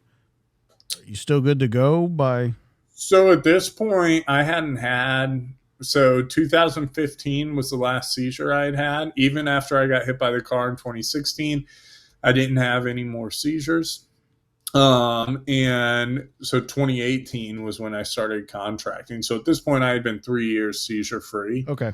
All right. So I just came off of all of it and didn't have any more seizures. Okay. So I really, in hindsight, so I was diagnosed with epilepsy, and I'm not a neurologist, but I've done my own reading and I've spoken to a lot of neurologists. And the initial neurologist I saw diagnosed me with epilepsy. I never got a second opinion from the military for that. It could have been that I had a TBI and had, there is like post TBI epilepsy is an actual diagnosis now. If I did dive off that truck or hit my head on something while climbing up that truck, that could have caused epilepsy for a matter of months. And over time, that threshold came back and I'm not going to have seizures. Now, we might have debunked that theory later on, but at this point in my life, 3 years, no seizures, I was like, I'm just going to try to come off of all of it and get back to work. So, yeah. So that was my purpose. So I weaned off that CBD tincture I was using. I was in the gym. I got to where I could meet all the standards. I got accepted into the program. However, my security clearance had lapsed. So we had to reapply for a new security clearance. And so in the meantime, I got picked up by DOD to be an SRT instructor at good old Fort Leonard Wood. What a horrible place. It sucks. My extended family is all from St. Louis, and I still had some aunts and uncles up in St. Louis. So it was cool to be close to them. And like, if you get outside of Fort Leonard Wood, I lived in an Airstream up there. And so I would go to Ozarks and go camping on the weekends. And then I had buddies that had farms all over. So I just parked my Airstream on their farms, crash there. And yeah, it was kind of like Mel Gibson and Lethal Weapon, just me and my trailer doing cop things. Okay. All right. I don't know if I would compare to that character, but he... All right, but we also need to talk about Roadhouse later, but that's a separate story. So you're there doing SRT, you're doing instruction. Once again, you have purpose. You're really back in the military. You're with not the boys, but you're in definitely a more structured environment for that. Mm-hmm. When you contract, no problems going back over and contracting, right? No injuries, no problems, no anything like that. Nope. But when you come back from a deployment is when you suffer another injury, correct? Correct. 2020. Okay, so you've been contracting for 2 years now, 2020. Mm-hmm. 2.5. I was about 2.5 years in. Where were you at? I was in Iraq for this one. Okay. and COVID hit. So we couldn't like everything stopped, even for us over there. Wasn't weren't allowed to leave the base, so we went down to minimal manning. What we needed to keep the base secure, everybody else, they were like, go home. We'll let you know when it's safe to come back. So I had been there 60 days. So I was like, hey, I'm good with going home. Let guys that just came over here and are counting on this paycheck, let them stay. And I came home and everything in Florida shut down immediately. And I wanted some shit to do. So I made the decision to go kayaking without realizing, well, I mean, I realized it, but I didn't give it much thought. But I had also gotten some fresh tattoo work done about 2 weeks prior. And so we went kayaking, and then I also cut my leg getting out of the dock one day. And so some dirty water apparently got in my leg, and it ended up being a bacterial infection that surfaced in my knee. And it swells, right? To like the size of a basketball.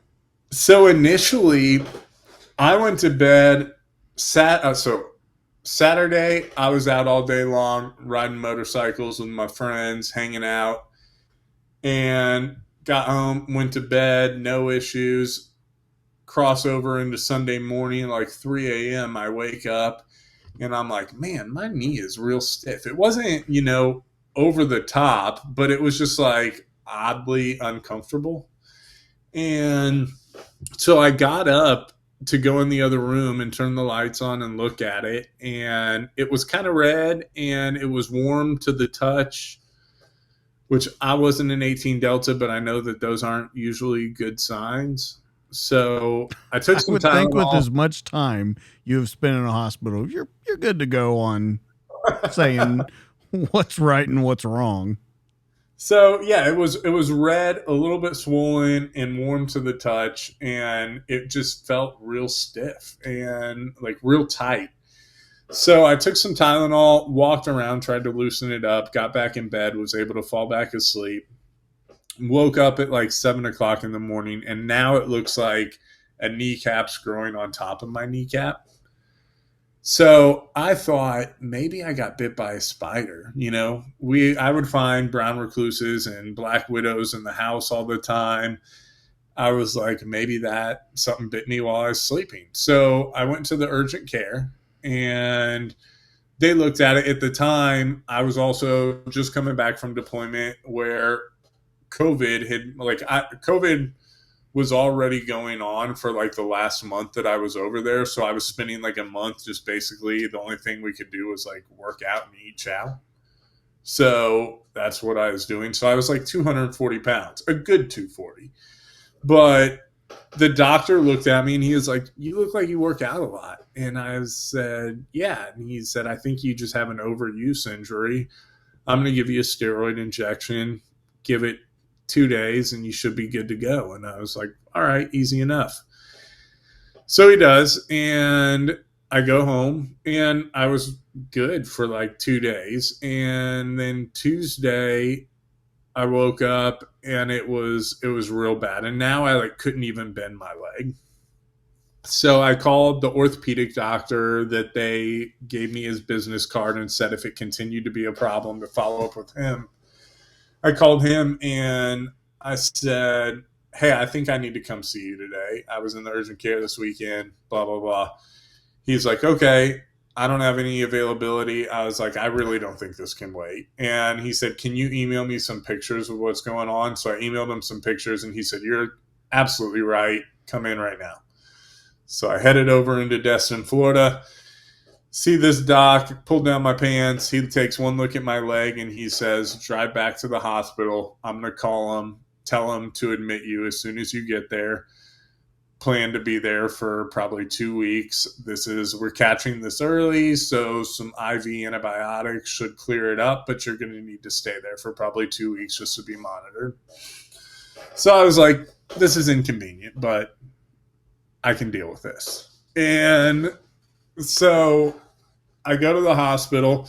They start IV antibiotics at night, doing that around the clock. Every day they're marking with a marker. They're drawing a circle around like how big of an area is affected based on skin coloration. And every day it's growing like 3 to 4 inches. So all the way around. And so after like day 4 or 5, they're like, hey, antibiotics aren't working. We're gonna go make an exploratory incision in your knee and just see what the inside of this leg looks like. So they made like a 2 inch incision, and I'm out for it. But I wake up and it was late in the evening, so they just take me back to my room. I don't get any of the results that night. The next morning, the doctor comes in, or that night, actually, the nurses were like, hey, you still can't eat anything. And I was like, why not? Because you have to fast before surgery. And I just fasted the night before. So I was looking forward to eating. They're like, you can't eat. And they're like, you're going back in for more surgery tomorrow. I was like, what the fuck for? So they didn't tell me. But the next morning, the doc comes in and he's like, hey, we cut your knee open and it looks like somebody opened the dishwasher and all the dirty dishwater just poured out of your leg. So he said, we're going to have to open your entire leg up and we're going to have to scrub it manually and clean all the dead tissue and all the necrotic fluid and everything out of there. And I was like, okay. So they start doing that. And what I didn't realize is that was going to be a thing that we did every like 3 or 4 days for the next like 2 months. And so, yeah, every 3 or 4 days, it was prep for surgery, go in, 3 or 4 hours of them scrubbing my leg out.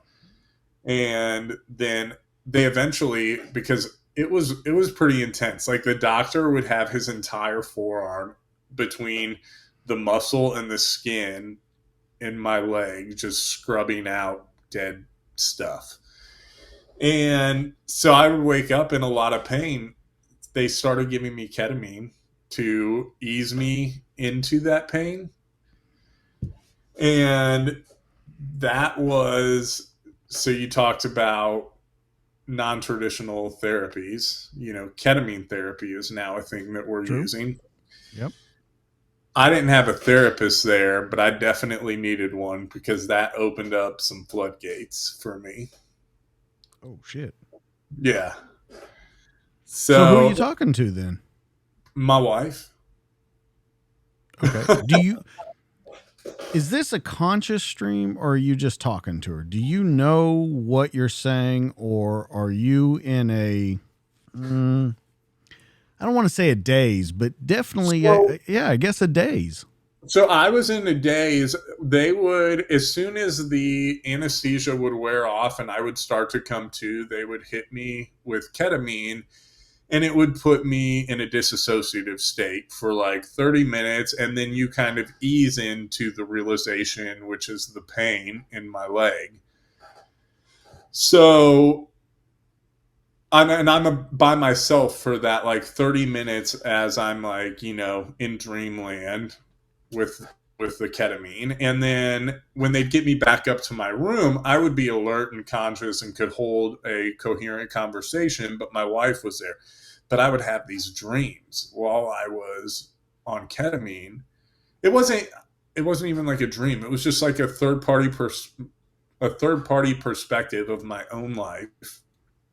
And I was able to give myself advice that I wouldn't normally listen to. It's to hear it though, and to hear you say that, it's got to freak you out a little bit while it's happening. I just wanted to have deep conversations when I would come back to. It was like, without trying to sound super wooey, it was like I felt like I had a glimpse behind the curtain, like the Wizard of Oz back there, right. And I was able to take a peek behind the curtain, and all of a sudden, like I was able to be like, "This is where you're fucking up, Zach. this is where your priorities need, this is where your priorities have been, and this is where your priorities need to be, and this is how you can get there. Okay. And I would want to talk about that as soon as I came out and was back up in my room. And yeah, I'm sure at first it was like, where the hell is this all coming from? But then I explained it and I was like, I don't know.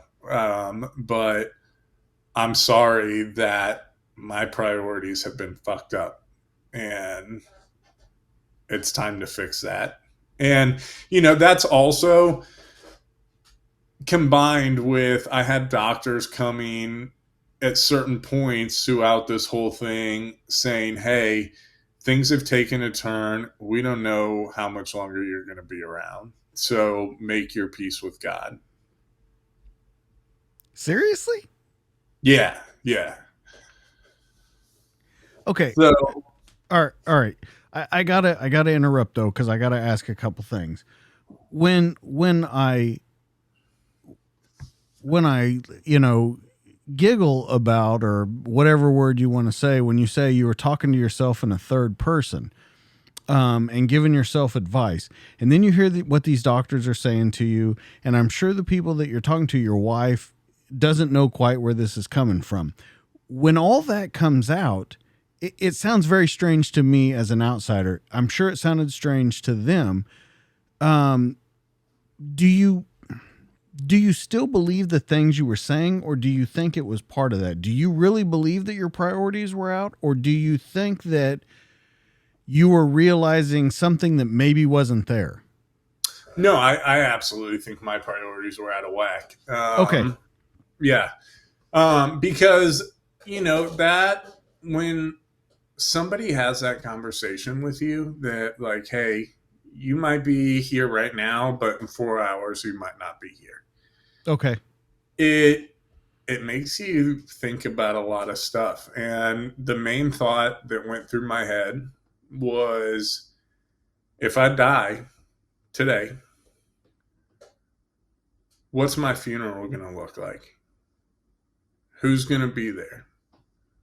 What are the stories they're telling? Could somebody show up and say something that would be a negative, lasting memory about me? And that thought scared me. But that almost sounds like when you were talking about leaving special forces. Let me get out of here before someone thinks something different than what is the real story. Yeah. Yeah. But at this point, it wasn't, yeah, I guess it, yeah, pretty common, pretty similar. I wasn't, except this time I was trying to live so that I could fix it. Okay. All right. Um, yeah, with special forces, I ran so that I didn't have to be that guy that sat at a desk for the next, at that point I still had 9 years left in my career. I didn't want to sit at a desk for 9 years. So I found something different. I didn't run, but I opted to find a new purpose. And with this though, learning from all the mistakes I made became my new purpose. Does that make sense? Well, yeah.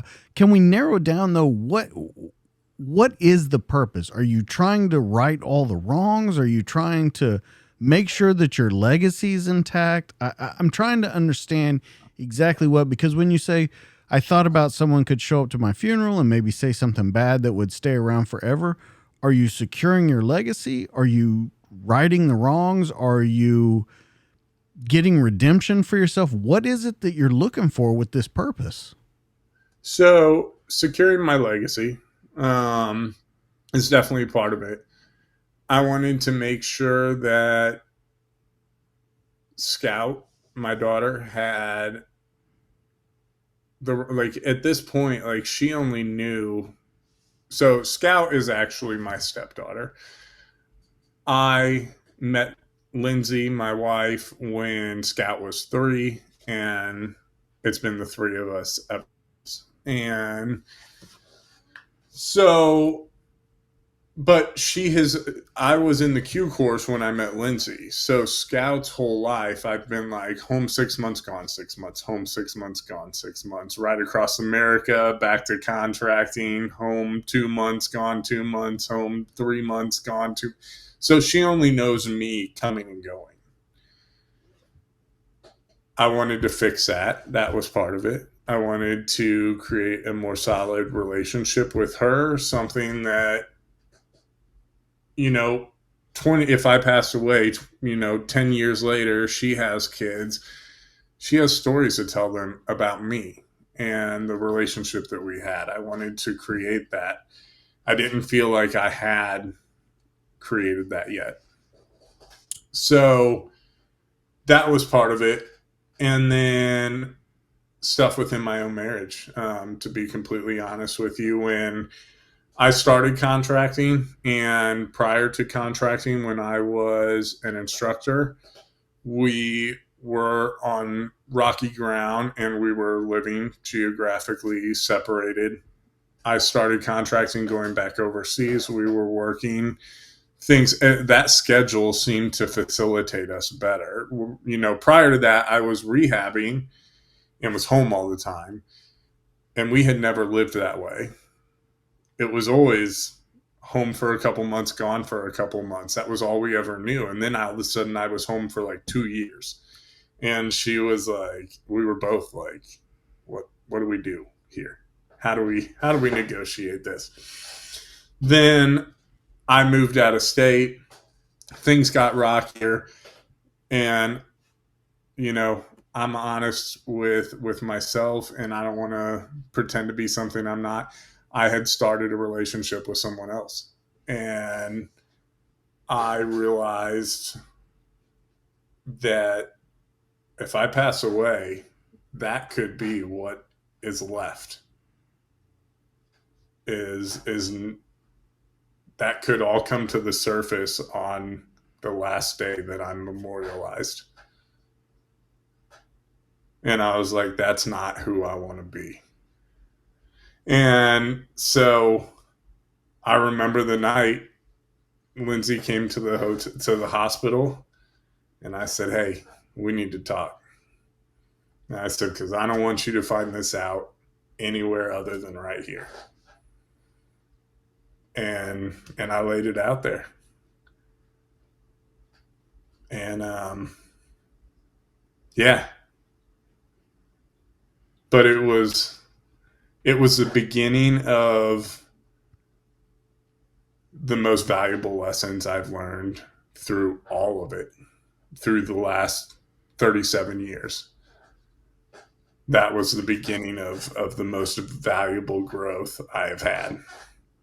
So let me ask you, how did she take it? Because let's be honest, you're in a very vulnerable state there. And I don't mean a vulnerable state by you're telling her. Well, of course you're telling her, and that's being very vulnerable, but you're in a hospital. If she decides to say, fuck you, and walk out, you're there on your own. Like, if that doesn't work out in the plan that you had, where are you then? I wouldn't have blamed her.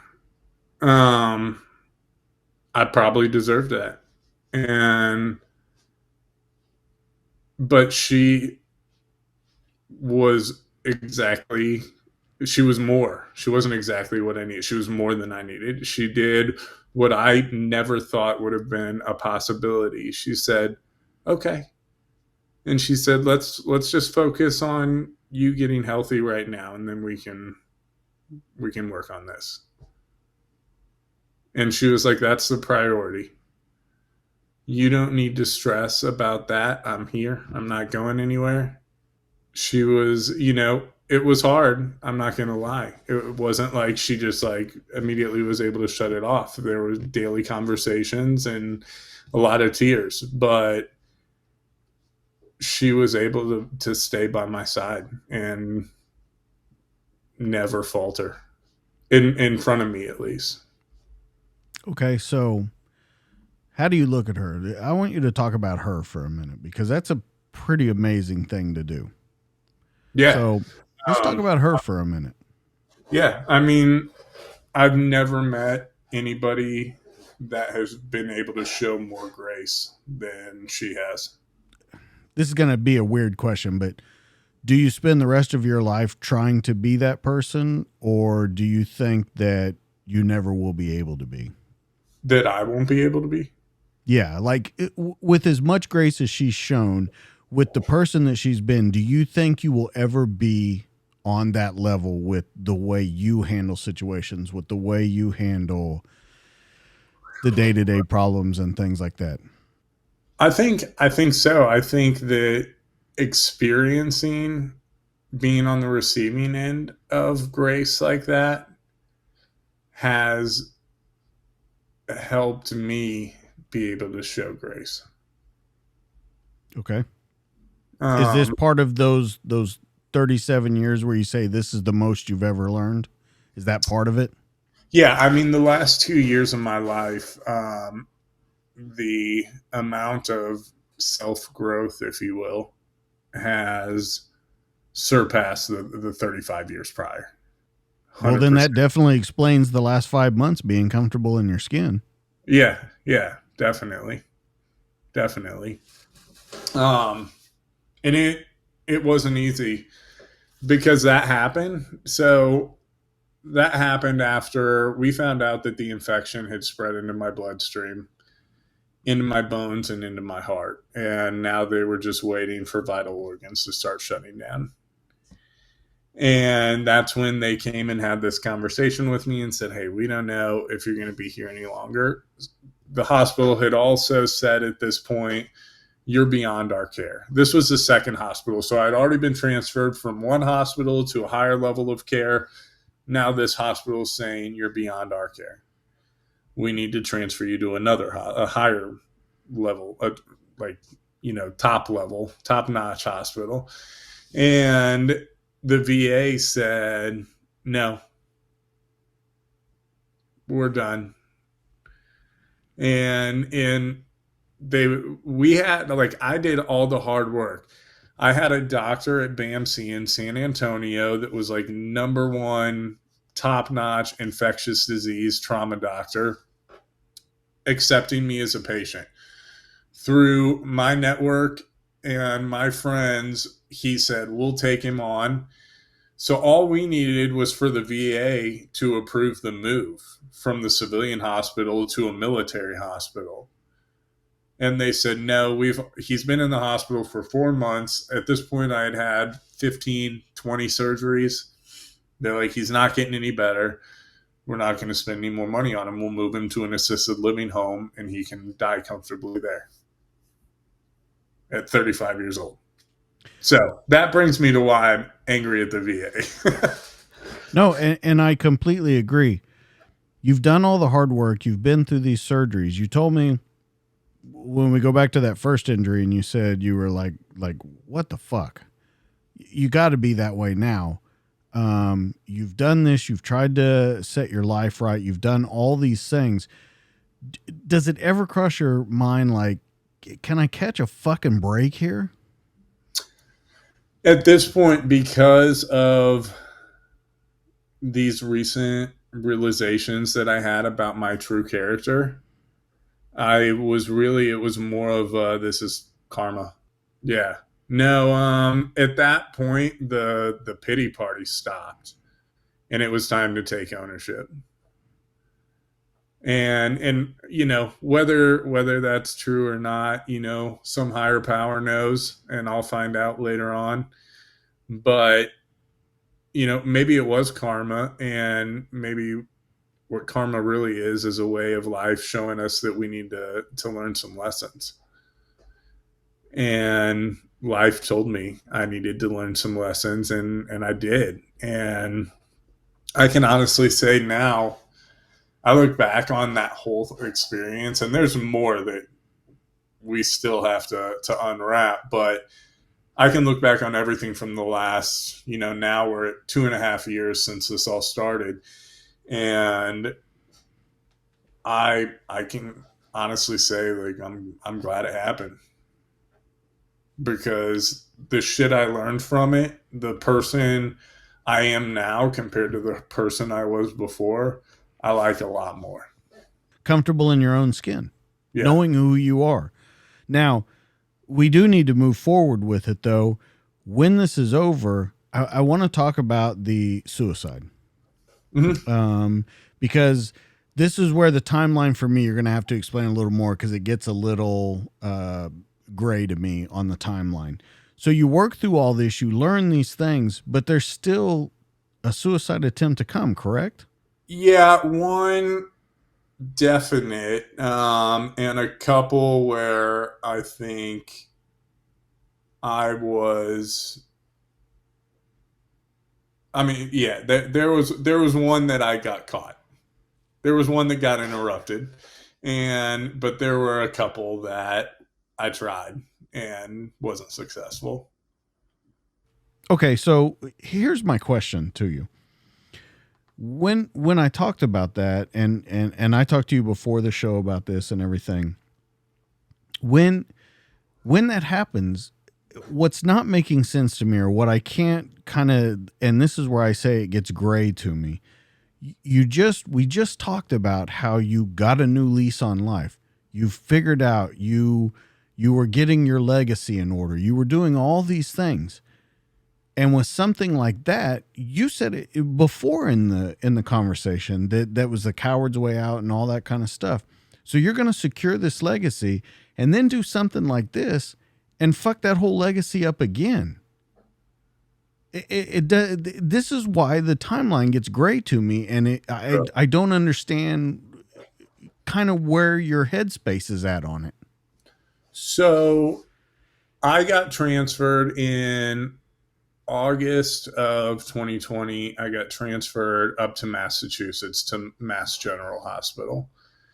Um, got up there and was admitted into the ICU. At that point, I had really bad pneumonia. I had the infection everywhere. And they, this was the VA said, no, we're just going to send him to a nursing home. A nonprofit that worked with some contracting companies ended up offering to send me up to Mass General. They had the best trauma care team up there. So they were standing by and they got me. I couldn't fly commercial because due to the infection, I had like 105-degree fever. And this is during COVID. And they're not going to let me get on a plane like that. So got a private jet, flew up to Boston, get in, go into the ICU. It was messy for about a month. I was in there and they're, pumping fluid out of my lungs, washing my leg out still. I ended up having two strokes while I was in the hospital. I went blind for a period of time. I lost function of the left side of my body. Couldn't remember anything to include like my name. And I started to think that this is what's going to be left. Like, I'm going to be like this the rest of my life. I'm going to be blind. I'm going to be paralyzed on one side. And it wasn't. After about 2 weeks, I started to regain control of the left side of my body. My vision started to come back. I had a bunch of seizures during this time also. So, right after the strokes, I started having seizures again.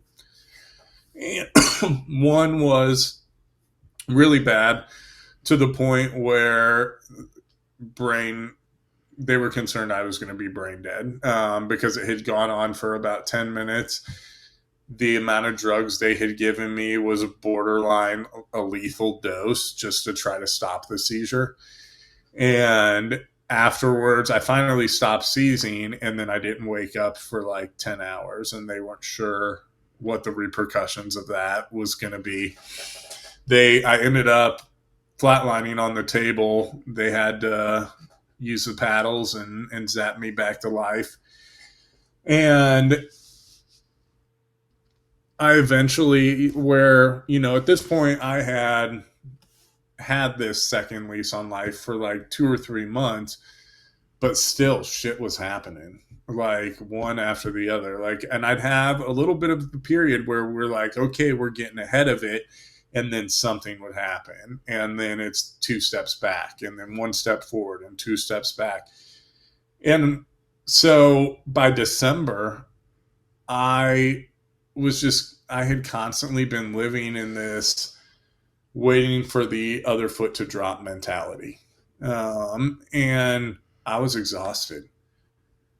I had been confined to a bed now for 6 months. I wasn't sure of anything, if I did live, what life was going to look like physically, emotionally, spiritually, mentally, relationships. There were so many unknown factors, and I didn't even know if I was going to live. And finally, I just hit a wall, and I was like, I'm sick of fighting. And, it it eased into it. While I was still in the hospital, I would have moments where I was like, I'm done. And I lay in bed at night and I would pray. And I hadn't been religious in years, but I would pray, but not for the right things. I wouldn't pray to get better. I would just pray for the suffering to stop. I just let me fall asleep tonight and not wake up tomorrow. And then you wake up and it's a letdown that you woke up, because that means you've got to fight another day. And you pray again, and then you wake up. And eventually it got to the point where I stopped anything that wasn't being administered into an IV in the hospital. I wouldn't take that medicine, hoping that the infection would take over and I would just not have to deal with it anymore. And yeah, so that's what led to December. I wasn't able, I was still dealing with complications. In February, I ended up being admitted back into the hospital. So in December, I was still pretty sick. Excuse me. At this point, I went from being 240 pounds when I went into the hospital to like 185 pounds. So I did not look good. I did not feel good. I had no energy. I felt like a burden to my family.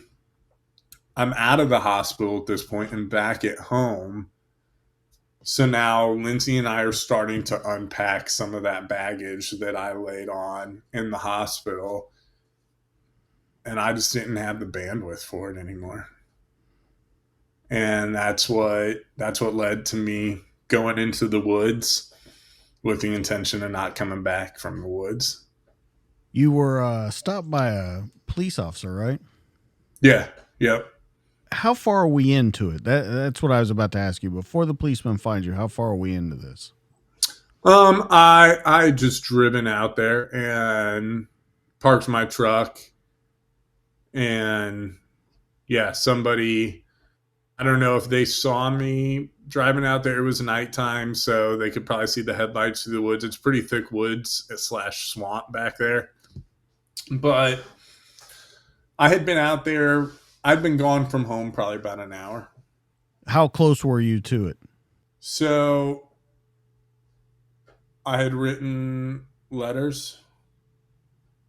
I had a hose hooked up in my truck to start the carbon monoxide poisoning process in the event that I couldn't get myself to pull the trigger. And that was when they pulled up. It always seems weird in your story to me that like you pray to not wake up and then you wake up and then you go out in the woods and this guy just appears out of nowhere and takes you to where you need to go. You got to understand, and I know we've talked about this the whole way. You've got to understand, just like you said about karma, there's got to be some kind of purpose that you haven't fulfilled yet. 100%. Because, I mean, even the close calls I've had, being hit by a car, this disease, there have been a lot of times in my life that I've been reckless and probably shouldn't have walked away. And now, I don't know. So the crazy part about this whole thing is now that we've unwrapped the majority of this story, people kept telling me throughout this, man, Zach, you're really one resilient dude. But what I really was really good at hiding what was really going on. I found resilience through these things. And so after I got out of that hospital, which I was only in that hospital, so I'm going to put a caveat on this too. So I was back on those same seizure meds that caused all the psychotic side effects before. I was back on that medication when this happened. So I got taken in to 72-hour hold at the hospital, and the doctor looked at my medication list. So that night, the first night, I got into a fight with a guy.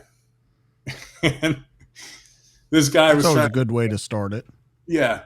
So they get me in there, and this dude started fighting with a nurse. Well, first he came and tried to start a fight with me, and I just didn't even acknowledge it. He came and shoulder checked, and he thought he was in prison. He was strung out on meth, and he's trying to be the alpha male in there, thinking he's in prison. And I didn't give it any energy. And the nurses were like, hey, we saw that, just so you know, you handled that really well. And they were cool. Well, then this guy goes and tries to fight a nurse, a female nurse. So I pulled him off, held him down. Security comes, restrains him. They take him in, shoot him up with something. They moved me to another floor.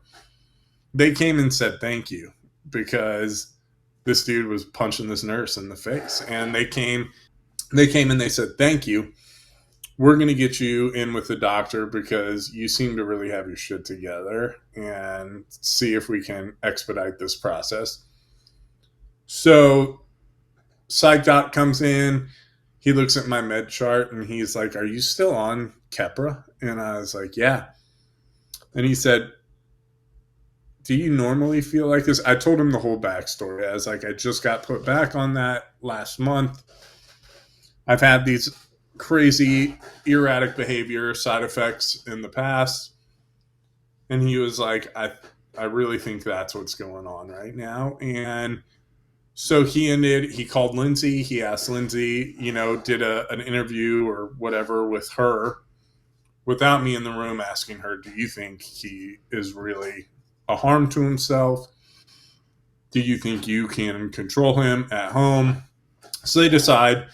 I was in there 12 hours and they let me go. But I made that decision at that point. On the way home, I was like, it's time to find a purpose. I need something to drive towards. Otherwise, I'm just going to keep waiting for the other foot to drop. And I had people throughout the last 6 months while I was in the hospital, and the last 3 years while I was recovering from the car accident, telling me Zach, you're resilient. You always find a way to come out stronger than before when you face adversity. And while that was true, and I'll own that, I'm not going to downplay it. I did find ways to overcome a lot of stuff, and I'm proud of that. But I also hid a lot of stuff. And so it was time to start dealing with that stuff that I didn't want to hide anymore. And I started doing the work. I started daily doing an inventory of what things in my life were driving me towards where I wanted to be and what things were holding me back from it.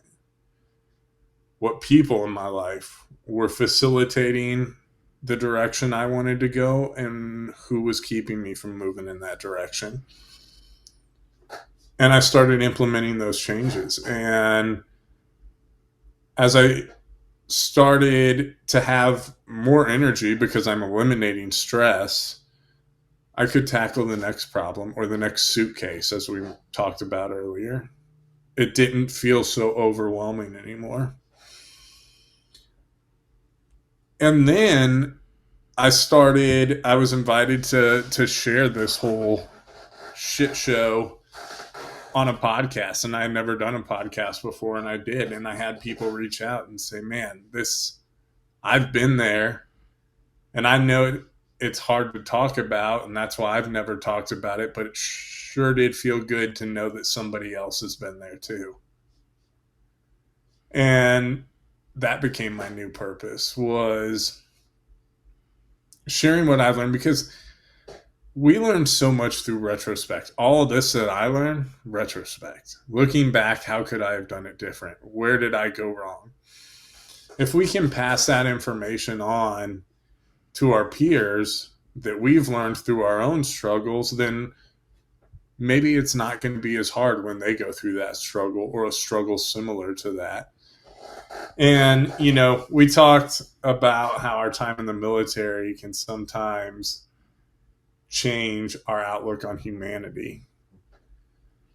But this is, if more people just shared their own experiences, their own struggles, their own achievements, and how they did it, we can learn from each other, and humanity is going to be in a much better place.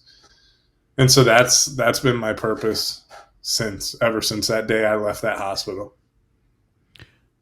So I want to add 2 caveats onto that, and these will kind of be the last of your questions. We'll get into what you're doing now.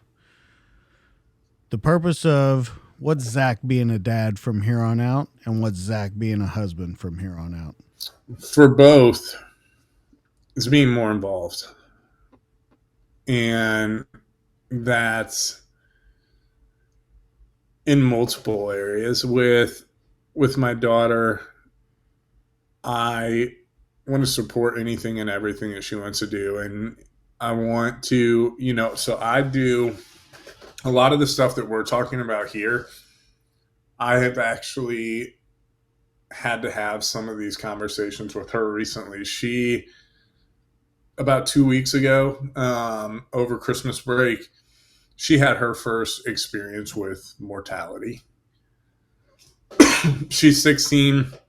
A friend of hers, also 16, was hit by, there was a cop in a high-speed pursuit here in Baton Rouge, and the cop was chasing the car down the highway, and they hit her friend's car and killed her, another girl, and put their brother in the ICU.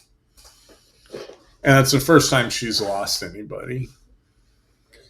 And, so this also goes back to how I handle things different from my father.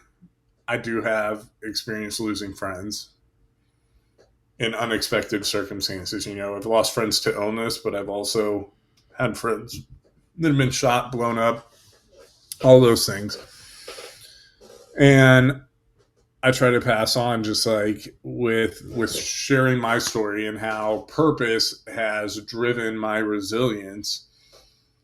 I talk with her about how I got through those times, what works for me. And, there's not an answer for everyone, but she has no idea how to tackle the loss of a friend. She's never lost an immediate family member. She's lost dogs, but that's the closest thing to it. So, and before, I wouldn't have known how to talk to her about that. But I want to make sure I want to make sure she's successful. Like, that is, as a father, that's my number one goal, is to make sure that she's successful. And it's hard, because sometimes you also got to teach those tough love lessons.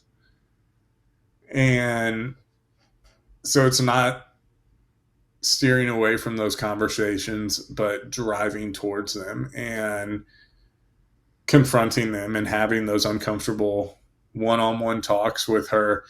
And the same goes with my wife. I mean, every every day, multiple times a day, until the point that she gets annoyed. I will, if I have just a couple minutes that in between calls or emails or meetings or whatever's going on or the gym, I'll send a message just to let her know, hey, I'm thinking about you. And I also will pay attention to her body language, her tone, and I can pick up on when something that I'm doing is making her uncomfortable. And I do everything I can to put her mind at ease because I owe that to her. When I needed her to set, I can't imagine how many feelings she had in that hospital room when I told her that. But she was able to set all those feelings aside and focus on what I needed still, even though I was the asshole. So now I owe it to her to make sure anytime I can tell something's off, whether it's related to me or not. Sometimes it's related to work. Sometimes it's not easy having a 16-year-old daughter. You know this. Sometimes it's just that. But whenever I sense something's off, I make sure that she knows I'm here for you. You're not here alone. And we're going to get through this together. And that's the start. And then just recreating memories, because what comes along with a deathbed confession is a lot of tainted memories. And so just remaking those memories and making sure that there's no doubt associated with them. Yeah. It's a long road ahead for you. Yeah. I think it's probably going to be, if I can be as bold to say it, I think it's going to be your toughest battle that you fought so far. And I've told you before when we were talking, the more people that talk about it, the more we realize that it's a real thing, the better and easier it's going to be for other people to get through. Absolutely. Absolutely. And, the problems I've faced, it's no secret that these are problems that are vast amongst our community. And, Absolutely. you know, everybody's got, I don't, I don't want to say like, the stuff that I dealt with in the military led to my decision making, because that's just an excuse. I made a decision. I'm the one that's accountable for it. The military's not accountable. You know, I don't know. I have trouble showing myself grace. And so that's where my journey is now, is trying to learn to show myself grace. But maybe I don't deserve it. I don't know. I don't know. I'm not there yet. But I'm learning from it, and I'm happy with that progress. I'm not making the same mistakes. And to everybody within my control that I hurt knows I have reached out. I have said, I'm sorry. You didn't deserve that. That was my shit. I wasn't happy in my own skin. And that decision making was a product of that. The only thing I would add to that is I think that by you doing this and telling your story, you kind of are giving yourself a little bit of grace. I'm learning to. Yeah. This But I is think you are by saying, I messed this up. This is on me. And you're telling yourself, I messed it up, but now I'm going to fix it. because, dude, I I mean, I don't mean this in an arrogant way or that I'm tougher than anyone else, but I have not been able to die. And I don't want to keep living the way I was. So the only option I have is to make it right. Absolutely. It's an amazing story. Now, I want to get into what you're doing now. I want to get into the 7X project, and I want to get into the hero games. And we're going to talk what they do, and then we're going to kind of wrap this up on that. Perfect. So, 7X Project. So, this is the brainchild of a crazy Navy SEAL named Ryan Birdman Parrott. And it came to my attention. So, I did the Medevac podcast with Christian and David. And shortly after I did that, Christian called me. He had a meeting with Ryan and shared with him our podcast episode. And they called and they were like, hey, do you want to do this thing with us? And they briefed it to me and they said, we're going to skydive, we're going to run a marathon, and we're going to swim on all 7 continents in 7 days. And I was like, hell yes, I want to do this. But the only part of that I could fulfill would be the swim right now because 2021, I stopped having the infection cleared up by November 2021. I was fully cleared, but I still had in 2022, I still had multiple reparative surgeries. So running a marathon 7 days in a row, my body's not going to have it. I'm not free fall qualified with enough jumps to jump in all the countries that they're jumping in. So I said, I want to be a part of this, but how can we make this worthwhile? So I invited my friend Katie Hernandez, who is a female captain in the Army. She's an EOD bomb tech, and she's also the world record holder for the 1 mile run in a bomb suit. She's a complete badass. And I called her and said, you want to go do this and run a mile in a bomb suit, and I'll run in full kit, because it takes 2 people to get that bomb suit on. So I was like, I'll be your partner. We'll get you in the bomb suit. We'll run a mile together. And then if we want to go without the bomb suit, we can meet up with the marathon runners and run a half marathon or a 10K or a 5K still. We can do all the swims. And then in the countries where we can jump, we'll do some jumps as well. So, but the purpose, what really drove me towards this project is the intent behind it. It's an awesome experience. It's a once in a lifetime experience that I am super grateful and super blessed to have the opportunity to be a part of. But the real intent behind it is to study human performance. And we've got a medical staff that's coming along. They're going to be tracking all of our biometrics, controlling our recovery and everything. And they're going to take all this data, and there's going to be a documentary made, and then there's going to be a manual written, and it's going to focus on how to get the veteran and first responder back to their true north after a career full of various traumas or a lifetime full of traumas. But how to get back to a good, solid physiological homeostasis. So, we use the analogy. Ryan and I, actually, one of the first conversations we talked about. So we deployed to war. There's not a lot of training that goes on in a war zone because you just don't have the means to. You're either on a mission or you're pulling some other sort of duty. You're not doing training exercises in combat. You might go to the range, but that's about the extent of it. So when we come home, we don't immediately jump back into advanced marksmanship. We go back to the basics. We go back to the fundamentals. So it's going to be focusing on building a solid foundation again before you try to put a mansion on top of it, getting that foundation solid so that whatever house you put on top of it doesn't collapse again.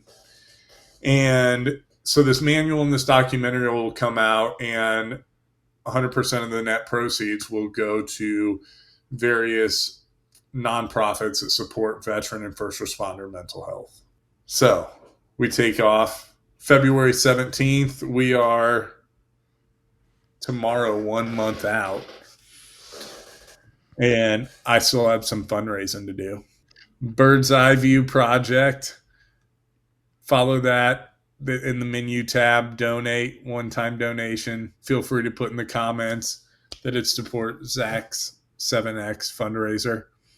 I have a goal of raising $100,000 for them, and I don't know where I'm at exactly because a lot of donations have come in behind the scenes off. I had a GoFundMe going, but a lot of people want that tax write-off, so we've now opened it up to just go straight to Ryan's nonprofit, and then those funds will be appropriated amongst the charities that we've selected.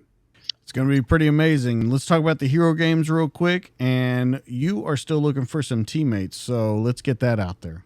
All right. So, Hero Games charity was started by my very best friend, Josh Daniels. And he and I went through the Q course together. And he started this charity with one mission. Well, one mission and I guess two. The main mission is to support Gold Star families. So every year they pick one family to benefit. And last year it was a former Ranger, John Penny. And so each year is a different family. They'll pick that guy, they'll share his legacy, his story. They'll put on events throughout the whole year. Everything that's raised throughout the year goes to that family, whatever means they may need it for. If that's, to pay bills, to send kids through college, to anything that they need. We just cut a check to that family and ask them,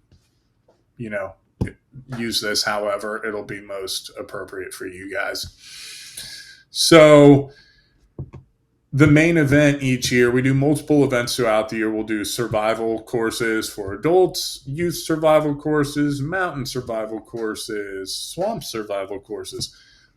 All that stuff goes to offset the funding of the main event. And the main event this year is going to be June 3rd in Virginia. And it's basically a one-day team week. So multiple events throughout the day with various unknown distance movements in between events, and teams of 12 competing. This year, it's primarily CrossFit gyms that are entering 12-person teams.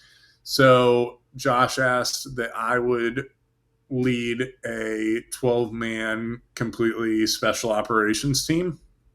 So we currently have 5 operators signed up, and so I need 7 more. So if you are hearing this and you have a special operations background, you're in somewhat decent shape, and you're available June 3rd to be in Virginia, slide into my DMs. All right, where can people find you, find out more about you, and just hear, your rantings or your posts or whatever they may be? Where can they find you? So Instagram, it's a funny story. My Instagram handle is Zach, ZACK, _next_door, Zach next door. Because at one time I had this $1 million idea that I was going to start a OnlyFans page. And Zach Next Door felt like a good title for an OnlyFans page, except the scheme is you got to pay to see the content. So it's a low budget number. It's like $2.99. This doesn't actually exist, so don't waste your time looking for it. It was just an idea I had, and I ran with it. But like $3 to subscribe. And I was going to have like 200 pictures of me just standing next to doors. So once you subscribe and I get your $3, you realize it's not porn at all. It's just me standing next to doors. However, all 3 of those dollars were going to get turned into the Hero Games charity as a donation. Well, so you can't be mad. It's like a nonprofit. Maybe this is a future endeavor for just a website for you. There's doors pretty much everywhere you look. So I've got like 9 in my house, I think. Maybe. Is there anything else you want to promote before we end this up?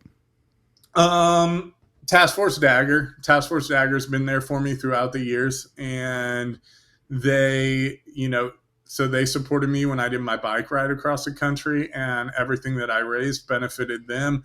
But they also supported me when I got hit by that car. They took me and my whole family down to Key West, taught me how to scuba dive, got me in the water.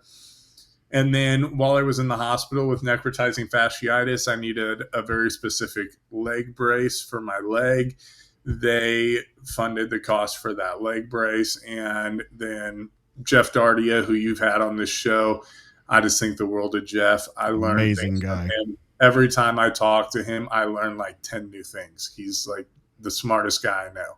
And he's hilarious and just a good person. So I can't say enough about the 7X Project, Hero Games Charity, and Task Force Dagger. If there are things that you're looking at supporting for the veteran community this year, I say start right there. That's an amazing way to end it. You have a fantastic story, Zach. I'm so glad you came on here, and then we got to talk. Next week, we get to drag it a little further by talking to your partner for the 7X Project. But I am so grateful that you came here, opened yourself up, and became so vulnerable, because I think a lot of people, like I said, need this.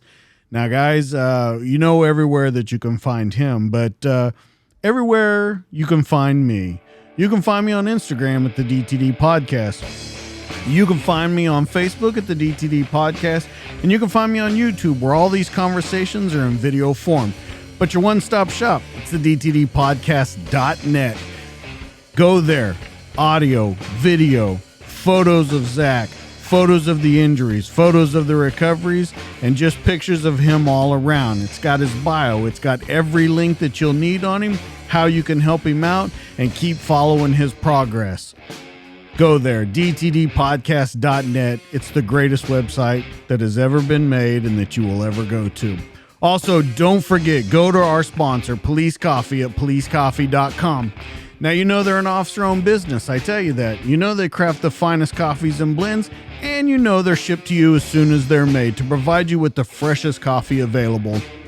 Each batch is roasted fresh by people who know what it means to stay vigilant, and their specialty coffees don't miss on their flavor. Their coffee's some of the best you'll find, but it also helps serve an important cause. They give back to our community. 50% of their profits goes towards helping family members of police officers who fell in the line of duty. And guess what? We got a flavor alert. We got new stuff in. We got a Texas Pecan, One Ranger. We also have NYPD Brew, the 2 new flavors. You mix that with your pumpkin spice, your peppermint mocha. You got flavors for days. Make sure you go by there. Policecoffee.com. You put in DJK10, you get 10% off your order. Guys, that's going to be it for the show this week. Make sure you check out the 7X Performance Project. Make sure you check out the Hero Games. And make sure you check out this guy, Zachary Garner. I'm so glad he's been here. I'm so glad he told his story. That's Zach. I'm DJ. We'll catch you guys on the next one. See you later.